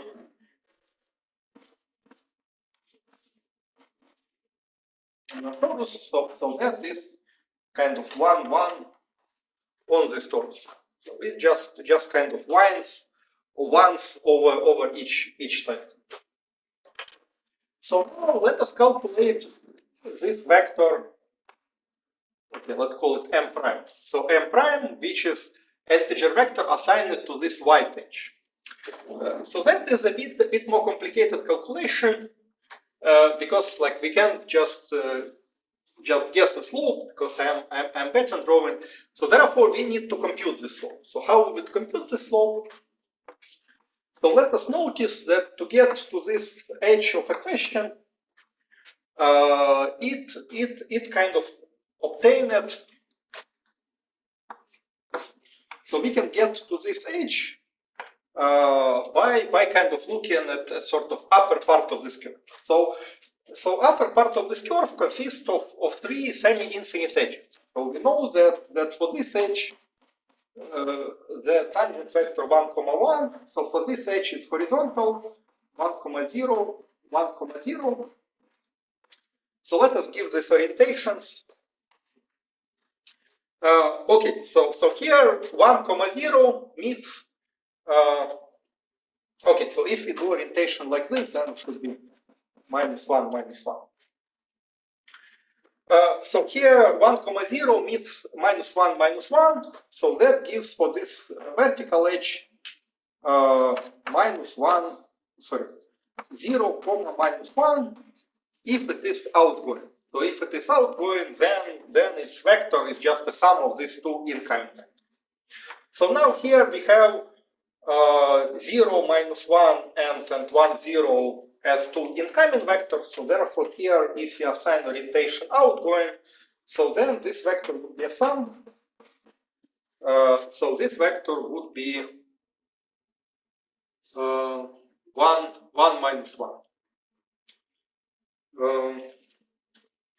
Okay, so that works. So let us first do an old way of this determinant formula. So this vector is 1, -1. That is our m prime, and for a vector m is 1, 1. Okay, so up to a sign. So the determinant gives us 2. It's this.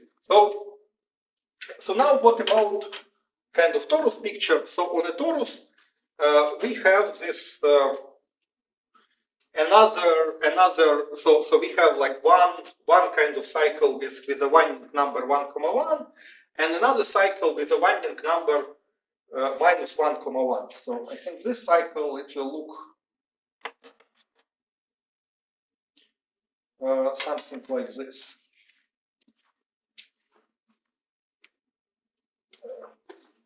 Okay, let's do it in orange. So and therefore on this red torus, the intersection points for these cycles is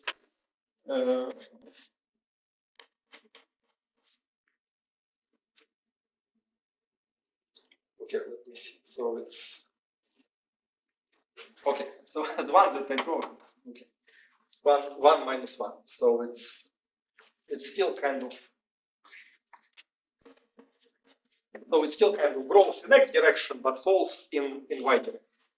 So 1, 1 it kind of grows in both x and y direction. So while the other cycle, which is 1, -1, so it kind of grows in x direction but falls in y direction, and we kind of recall that this picture is periodic. So when we reach 0 here, it's the same as the starting. So what we see that on this torus, so on this red torus, these two kind of circles that are fibered on top of orange and white lines, they actually intersect over 2 points. And therefore, in our approach, yes, we can count these 2 points by computing determinant, but we don't need to give any new axioms. We just need to carefully analyze what is the intersection of circles fibered over that point. So that's kind of why I like our approach better, because it doesn't require additional axioms. It just requires additional analysis of what happens in kind of fibered terms. Okay. This thing. So okay. So in this intersection theory, intersection theory allows us, like recall when we talked about more general Gromov-Witten theory. So Gromov-Witten invariant was kind of depended on a degree, and degree was in general some kind of class of the curve in some kind of positive part of second homologies of X.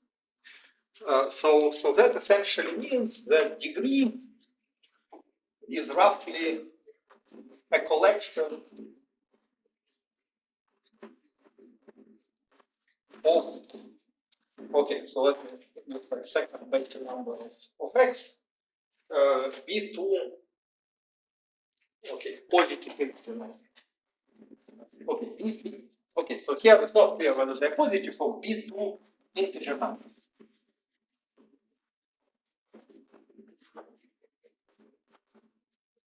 So that's kind of what we had in Gromov-Witten theory.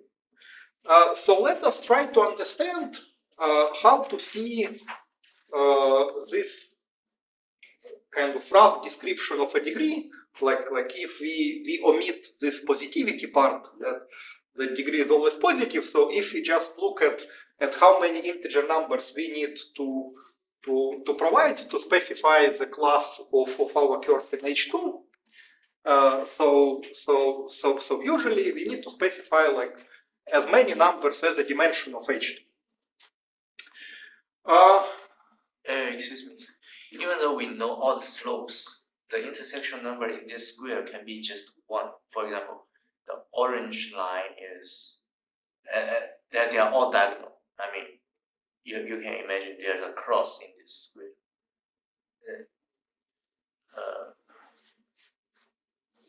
Does it depend on the position you place these two lines?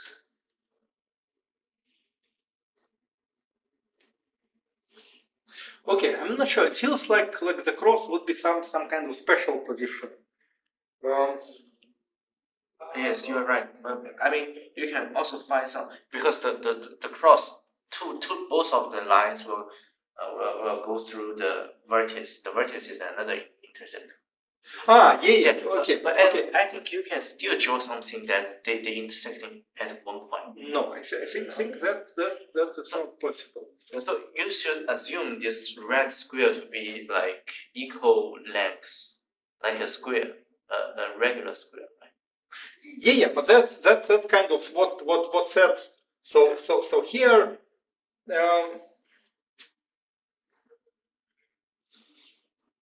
let's see. Yeah, I think here we assume that it is kind of square torus. But I think the final result should still be kind of equivalent to this computation of just computing determinant of this pair of vertices. Yes, I'm convinced. Yes, it always intersect at 2 points. Yeah. Okay. Yeah, if you are given this perpendicular slope, then it always happen intersect at 2 points. But yeah, just like in the second case, if you have some other slopes. Yeah. So then it will be generally one point. So I think in this situation, like for example, for this point, the picture would be like this: that there will be something like vertical line and horizontal line, and that would be just single intersection point regardless of. But in the higher degree case, is it possible to have some other slopes other than this 1 + 1 1 minus 1. Yeah. So you have like pair of integer vectors. So here you can imagine like adding more and more these external edges. So that's kind of where we are going right now. So kind of generic tropical curve is some kind of graph drawn inside polygon.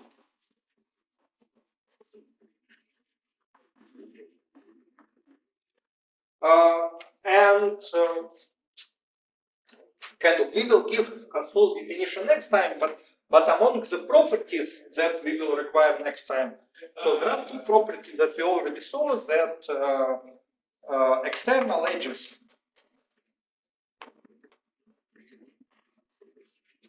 so they are kind of semi-infinite edges. So that's how they call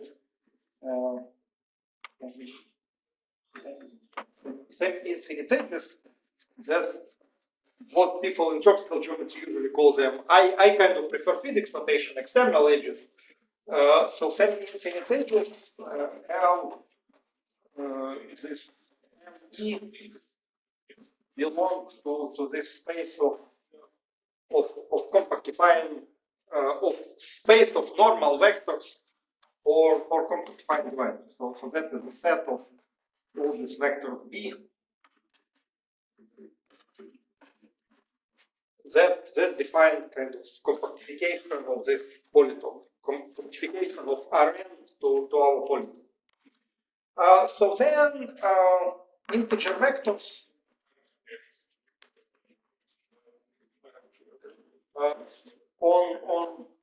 on edges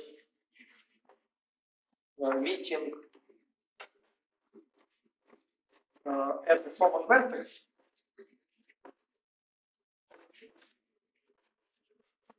satisfy balancing conditions.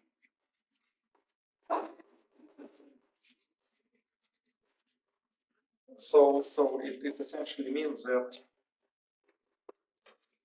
with some proper orientation that we'll discuss next time, that they add up to zero. That the three vectors after we choose orientation, so it's kind of plus for incoming orientation, minus for outgoing orientation. So if all three vectors are incoming, then this is just sum to 1 to 0, and if one is outgoing, then it means that two other sum to the third one. So that are two properties among kind of full list of properties. But just judging on these two properties, we will see that that kind of homotopy type of the curve is essentially defined by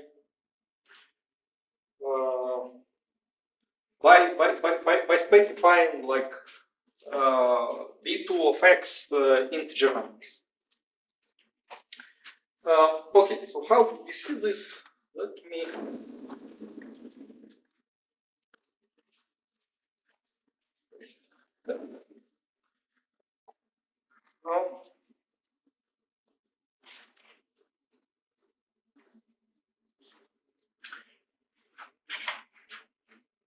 okay, so we have our kind of polytope. Let me do something more general, and we have some kind of graph drawn inside of a polytope. Okay.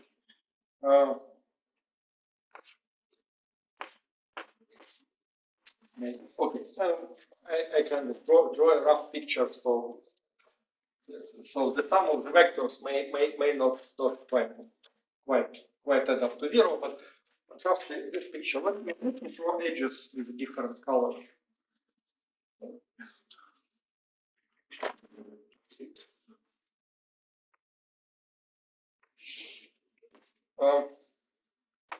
Okay, so and we can have I don't know, some picture like this.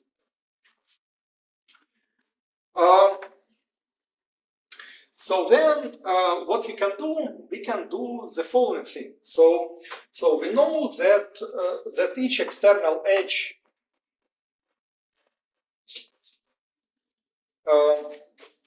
so for each external edge,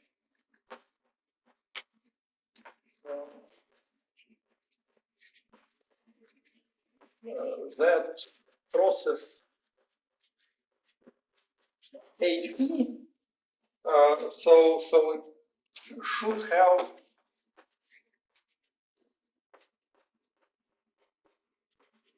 MP equal to this B. So therefore here for this hyperplane we have some vector B, B1 normal vector. So it means that these two edges that they are ME and ME prime, so both of these vectors equal to B1 if we orient these edges kind of inward. So let us, so that is the first property. So that is kind of specification of this property. Let's give it one here, 3 and 5. So that is kind of specialization of property 1. So we explicitly said that that if edge crosses particular hyperplane, then the tangent vector to this edge should be equal to normal vector. So then to kind of use property 2, we take another specialization. We orient all external edges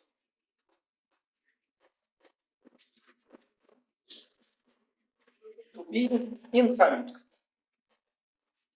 So all internal edges are oriented from infinity to kind of finite part of the graph. So all these external edges are oriented like this. So now we use property 2 again. We use it in the following sense. So we know that for every vertex,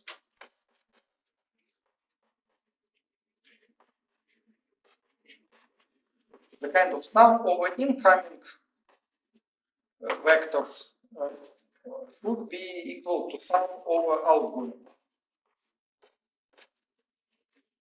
So that is also kind of careful specification of this science.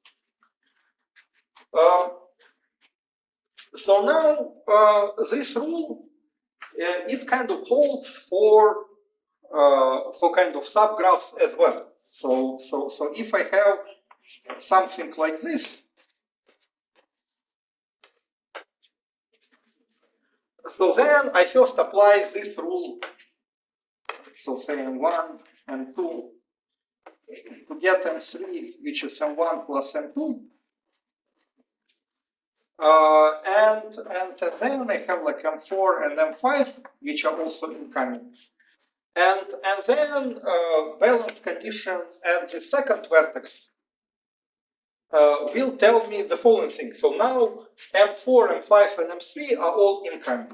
So from this we will get M1 plus M2 plus M3 plus M4. Sorry, plus M3 is 0, and then using M3 through M1 and M2, M4 and 5, we will get M1 plus M2 plus M4 plus M5 add up to 0. So therefore, like this linear property of kind of vertex balance condition, it kind of can be extended globally. So if I have globally some kind of graph and I know integer vectors assigned to all of its external edges, so then the sum over ME, where E belongs to external edge, and all of them oriented inwards, should be equal to 0.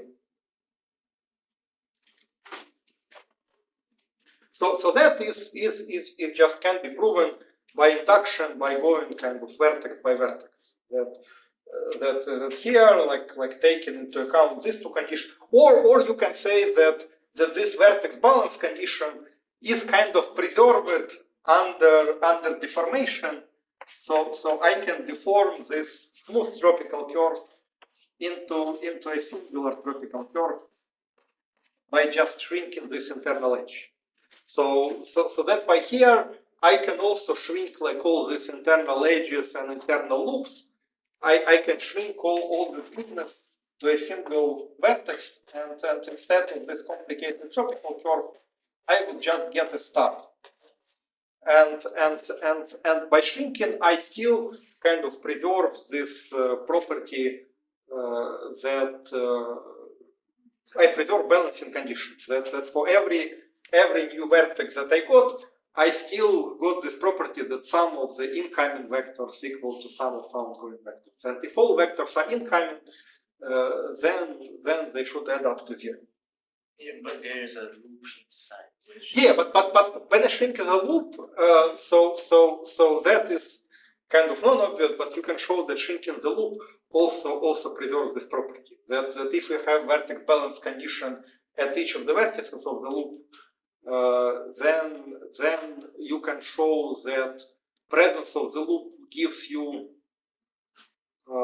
like some kind of one independent vector that runs through the loop, and then by shrinking the loop you just kind of remove this independent. So it's like these 3 vectors that satisfy balancing condition plus 1 freedom vector that can run in the loop. And kind of shrinking the loop means that you just forget about this extra vector.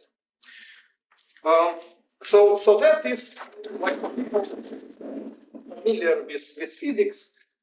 So these properties, they are like momentum conservation. So when you have some kind of scattering diagrams for particles in kind of Lorentz invariant quantum field theory, then your kind of scattering preserves the momentum because of the Lorentz invariance, and therefore, regardless whether you have some loops or something, so you still have, like, if all particles oriented incoming, you still have some of the momenta equal to 0. Or equivalently, you can say that if I orient all momenta to be outgoing, it means that you kind of particle at rest just decay it in multiple of particles, so in kind of multiple particles, and initial momentum for particle at rest was 0, and that means that the sum of the momenta for all outgoing particles is also 0. So here it's kind of like analog of momentum conservation. Okay, so now I need to kind of specify what it means to specify homotopy type of curve. So to specify homotopy type,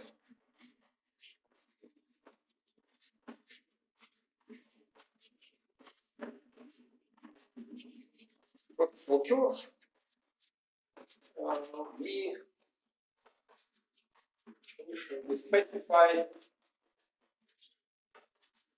the collection of integer numbers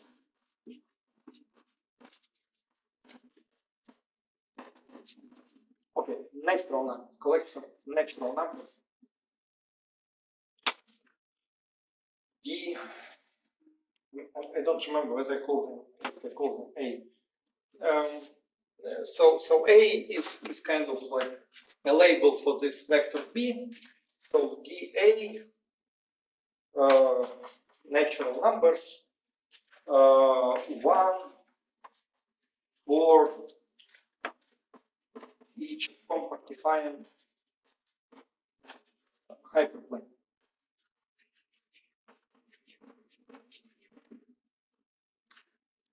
So specifying homotopy type of the curve is kind of specifying behavior of our curve at infinity.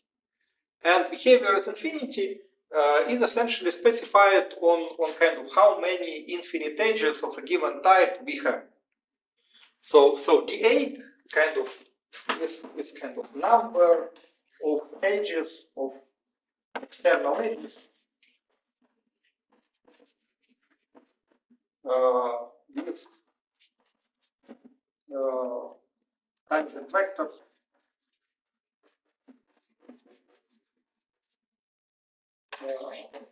equal to VA. So we have a collection of compacted hyperplanes specified by this integer normal vectors, and any tropical curve it should have external edges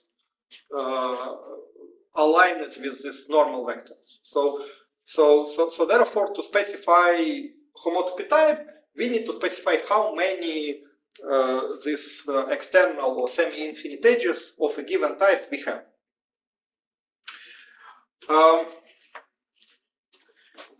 So that will give us a kind of collection of numbers gain.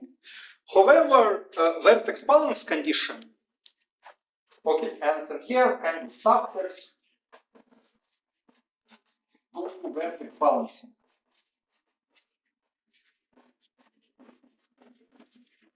Because we see that we can't kind of assign these numbers independently, because if we have, say, only infinite edges of one type, so then there is no chance we will satisfy vertex balancing condition, because we will just have like some number d of edges whose tangent vector equals to say b1, and the total sum of such edges would be like d times b1. That will be contribution from these edges, and d times b1 is non-zero, is only zero when d is zero. So the only way to kind of satisfy vertex balance condition is to say that we don't have any kind of edges that go in direction of b1. If we only have one type of edge. So if you have multiple type of edges, then there are multiple ways of satisfying vertex balance condition for different choices of d. So therefore there is kind of natural question. So question. So how many choices of dA we have? And 20 choices means subject to this balancing condition. So that was just. So therefore, balancing condition gives us some system of linear equations. So sum over ME, where E belongs to external edges. Okay, let me just call it E of gamma should be 0.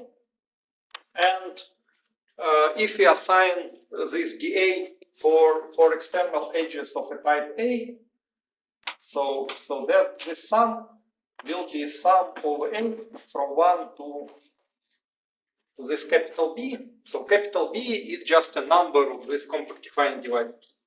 So this one should be 0. So we have B kind of variables which are dA. So we specify the number of edges of a given type. And then here, because it is a vector equation, so vectors B itself, they kind of vectors in some n-dimensional Euclidean space. Okay, so they integer valued vectors. Okay, let's say that they are integer valued vectors in n-dimensional space, where n is kind of complex dimension of x. No, E gamma means all edges or all external edge. Okay, let me. I kind of X also bad because it's also reserved notation. So okay, let me temporarily call it external edges, or let me call it EE, external edges. I think now it's better. So okay, so we have B variables and dim C of X equations. So given that this matrix B1, so we can arrange these vectors into something like B by N matrix. So given that this matrix is maximal rank, so then the kind of the space of solutions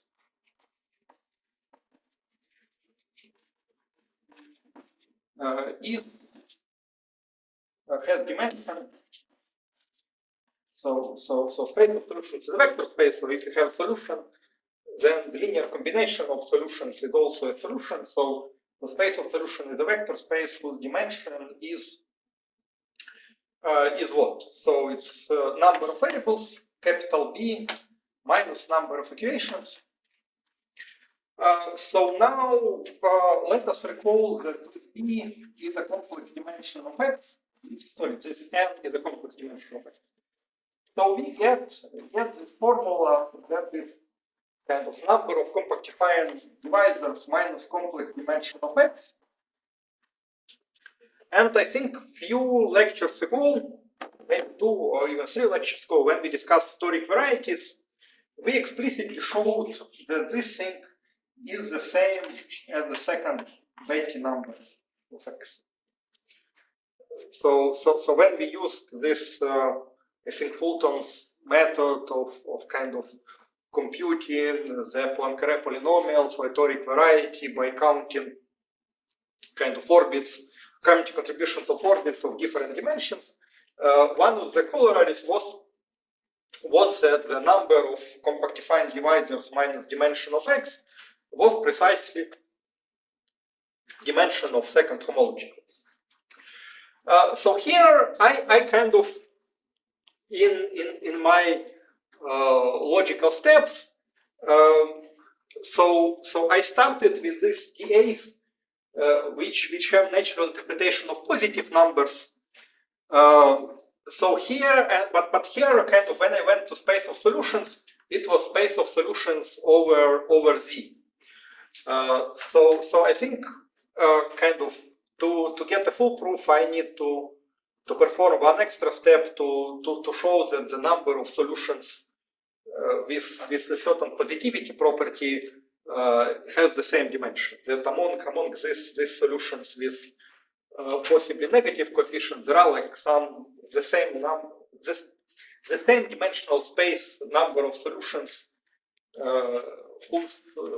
whose kind of vectors belong to some positive form. So, but modulo this small issue, we see that essentially the number of kind of integer numbers defined in a degree of a tropical curve is essentially expected number that we saw in kind of complex geometry. That if we define our homotopy type of a tropical curve by just specifying behavior of our graph at infinity, by just specifying like how many of a given type of semi-infinite edges we have, then vertex balancing condition would reduce this number exactly to kind of expected dimension of homotopy type of curve.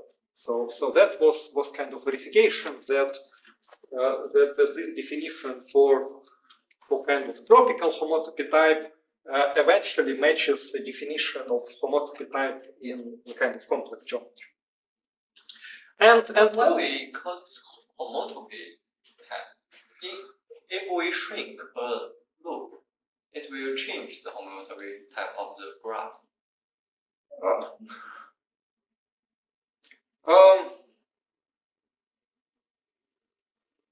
No, for a graph, yes, but to say.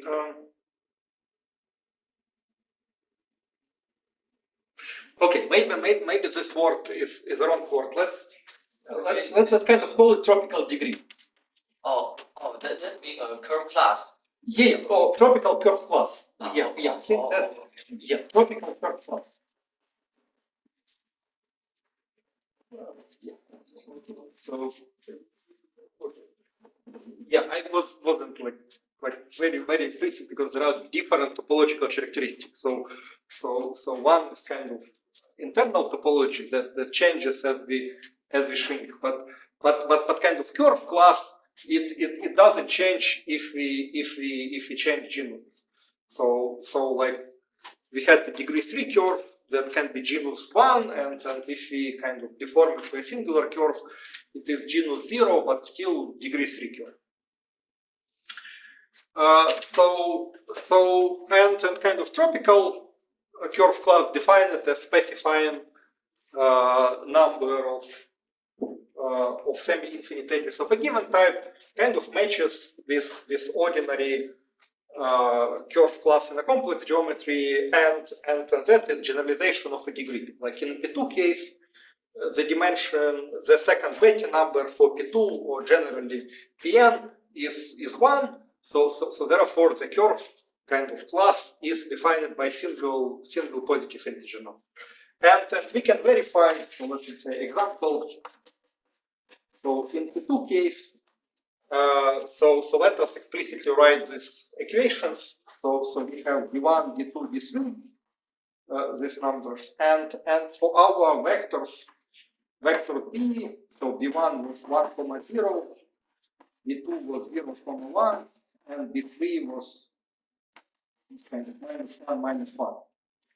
So therefore, these equations would essentially say that d1 minus d3 is 0, and d2 minus d3 is 0. So here we see that the kind of coefficients of this equation essentially say that d1 equals to d2 equals to d3. So in this case, indeed, there is one-dimensional space of positive degree solutions. That maybe it's better to say B3 as 1, 1 in order to make D1 equals to D3. No. If it's 1, 1, then it will be d1 plus d3. No. So here we want them to orient inward pointing, because The assumption is dA times BA. Yes. They sum to 0. Yes. Here. d1 times b1. So that will give, like the sum will give me a vector with components d1 minus d3 and d2 minus d3. That will be my two-dimensional vector, and vanishing of this vector implies that these three integer numbers should be the same. And a similar property immediately holds for Pn, because Pn is some natural generalization of the structure when we have like just n coordinate vectors and one vector with all -1s. So if we add them, that will immediately give us conditions that all these keys should be the same. So that kind of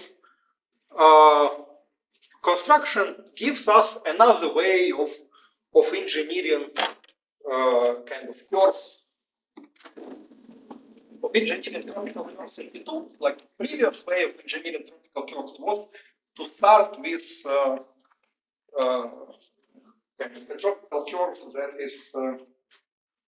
that is reducible, and then kind of deform it to get multiple tropical. So an equivalent way would be to say that, let's say, we want to construct degree 2 tropical curve. So by this construction, degree 2 tropical curve means that we have kind of exactly 2 semi-infinite edges of each type.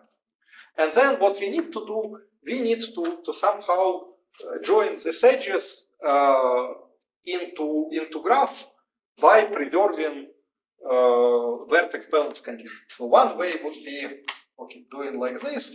So vertex balance condition would say that this thing should go vertical. So here, what we can do? So we can, maybe we can join these two. So then it should go like this. Okay, with this incoming and. Okay, and then maybe join like this.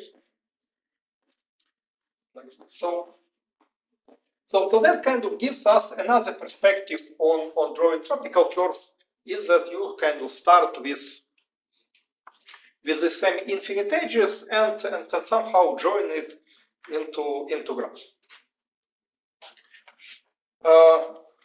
However, you need to be careful that the vertex balance condition is kind of quite restrictive. I think I will put this into homework exercise, but maybe I can just without the homework exercise would be to prove it, but just as illustration. So kind of if I use this procedure of constructing tropical curve, I can imagine the following situation. Let me look at degree 2 tropical curve. So I have like semi-infinite edges, like two semi-infinite edges of given length. So let me kind of join them pairwise. So I will get something like this. And then I can imagine the following situation, that I kind of suspend a triangle using these three edges. And naively, this thing gives me degree 2 genus 1 tropical curve. And as we discussed by kind of other method of constructing tropical curve by deforming reducible tropical curves.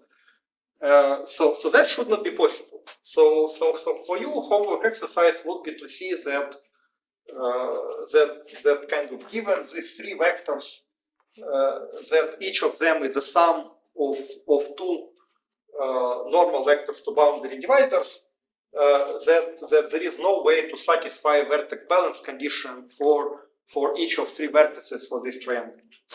So this picture is prohibited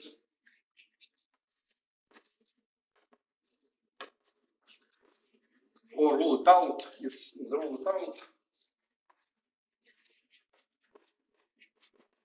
by vertex balance. So that is kind of nice exercise.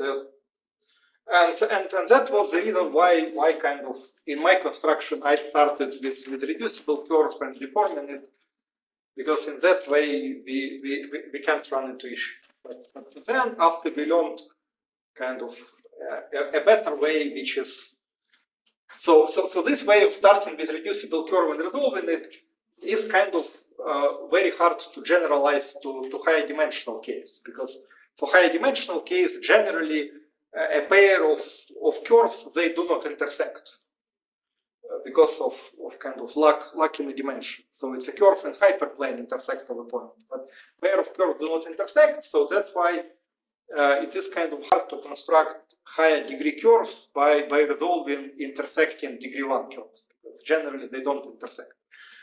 While this method of starting with edges with a given tangent vectors and then kind of combining, attaching some internal edges to this external edges and turning this picture into graph is a construction that works for arbitrary dimension, and that is a construction that we will use to kind of enumerate the tropical curves with a given properties, like passing through some cycles. But what you need to check is that this property indeed kind of constraining enough to avoid these cases that looks correct, like here. Okay, so in this picture maybe there are like some integer vectors assigned to these edges such that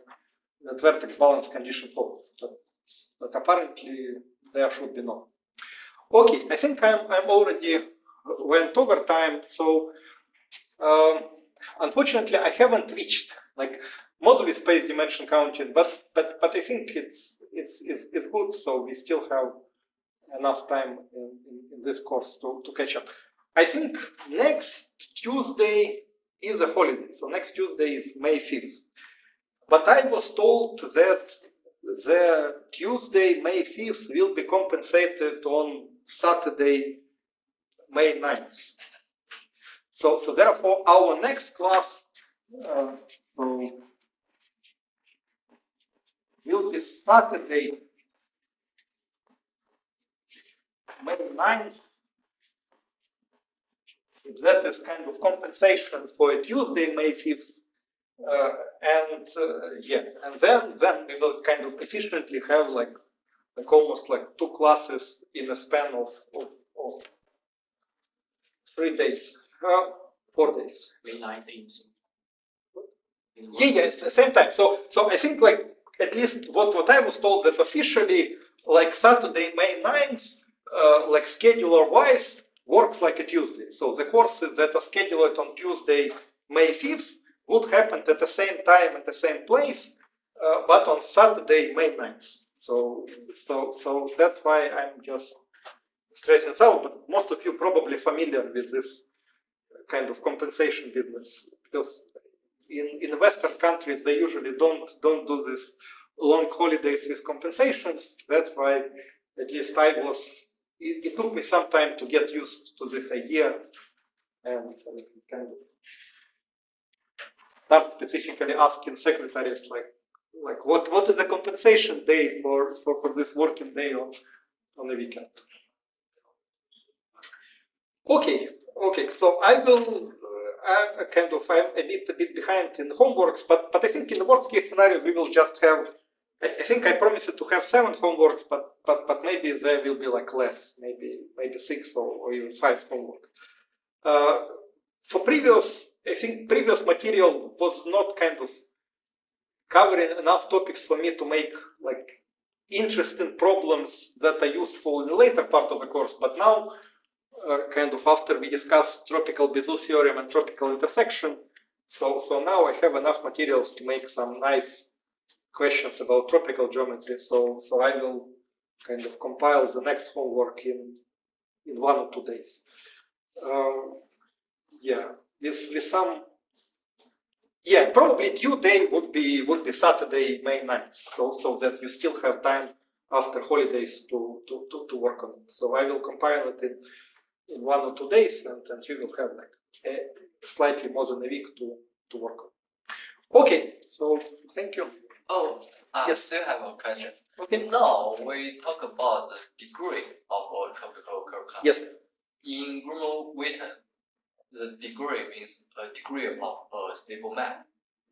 I think it's a different. One is a degree of a subcurve in P2.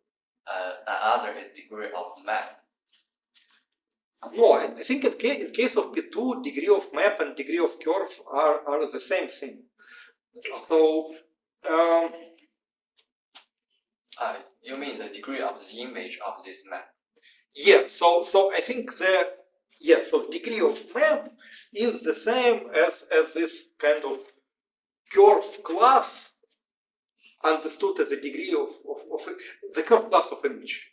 Yes, so I think that I think is kind of correct statement. So I agree that usually, like especially when we talk about rational curves, we can describe these rational maps, say, in some parameterized form. That we start with some local coordinates z0 and z1 on P1, and then we say that the map to say P2 is a collection of 3 degree 2 polynomials in 2 variables, like modular overall kind of multiplication by complex number. So that would be okay, what people call quality maps, and kind of maps are some subset inside of quadrats. And in this case, the degree is kind of very natural, is the degree of these 3 polynomials in parameterized form.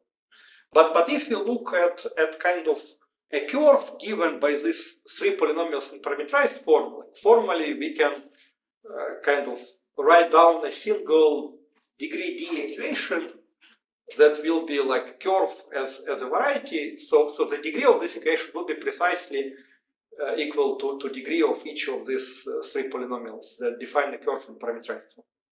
So therefore, at least for P2 or Pn case, the definition of 2 degrees they match. And I'm not sure how to define degree of the map for say higher genus map. So for genus 0, yes, I can kind of extend this procedure at least to other toric varieties, like this parameterized form of the map. But for higher genus, I'm not sure what is the natural definition of degree of the map. Yeah, my confuse is we now consider the domain curve. In Gromov-Witten, we can deform a genus 1 map to a nodal curve, Yes. right? But a nodal curve is also a image of a P1. So it's not only in genus 0 case, it's still considered in genus 1 case.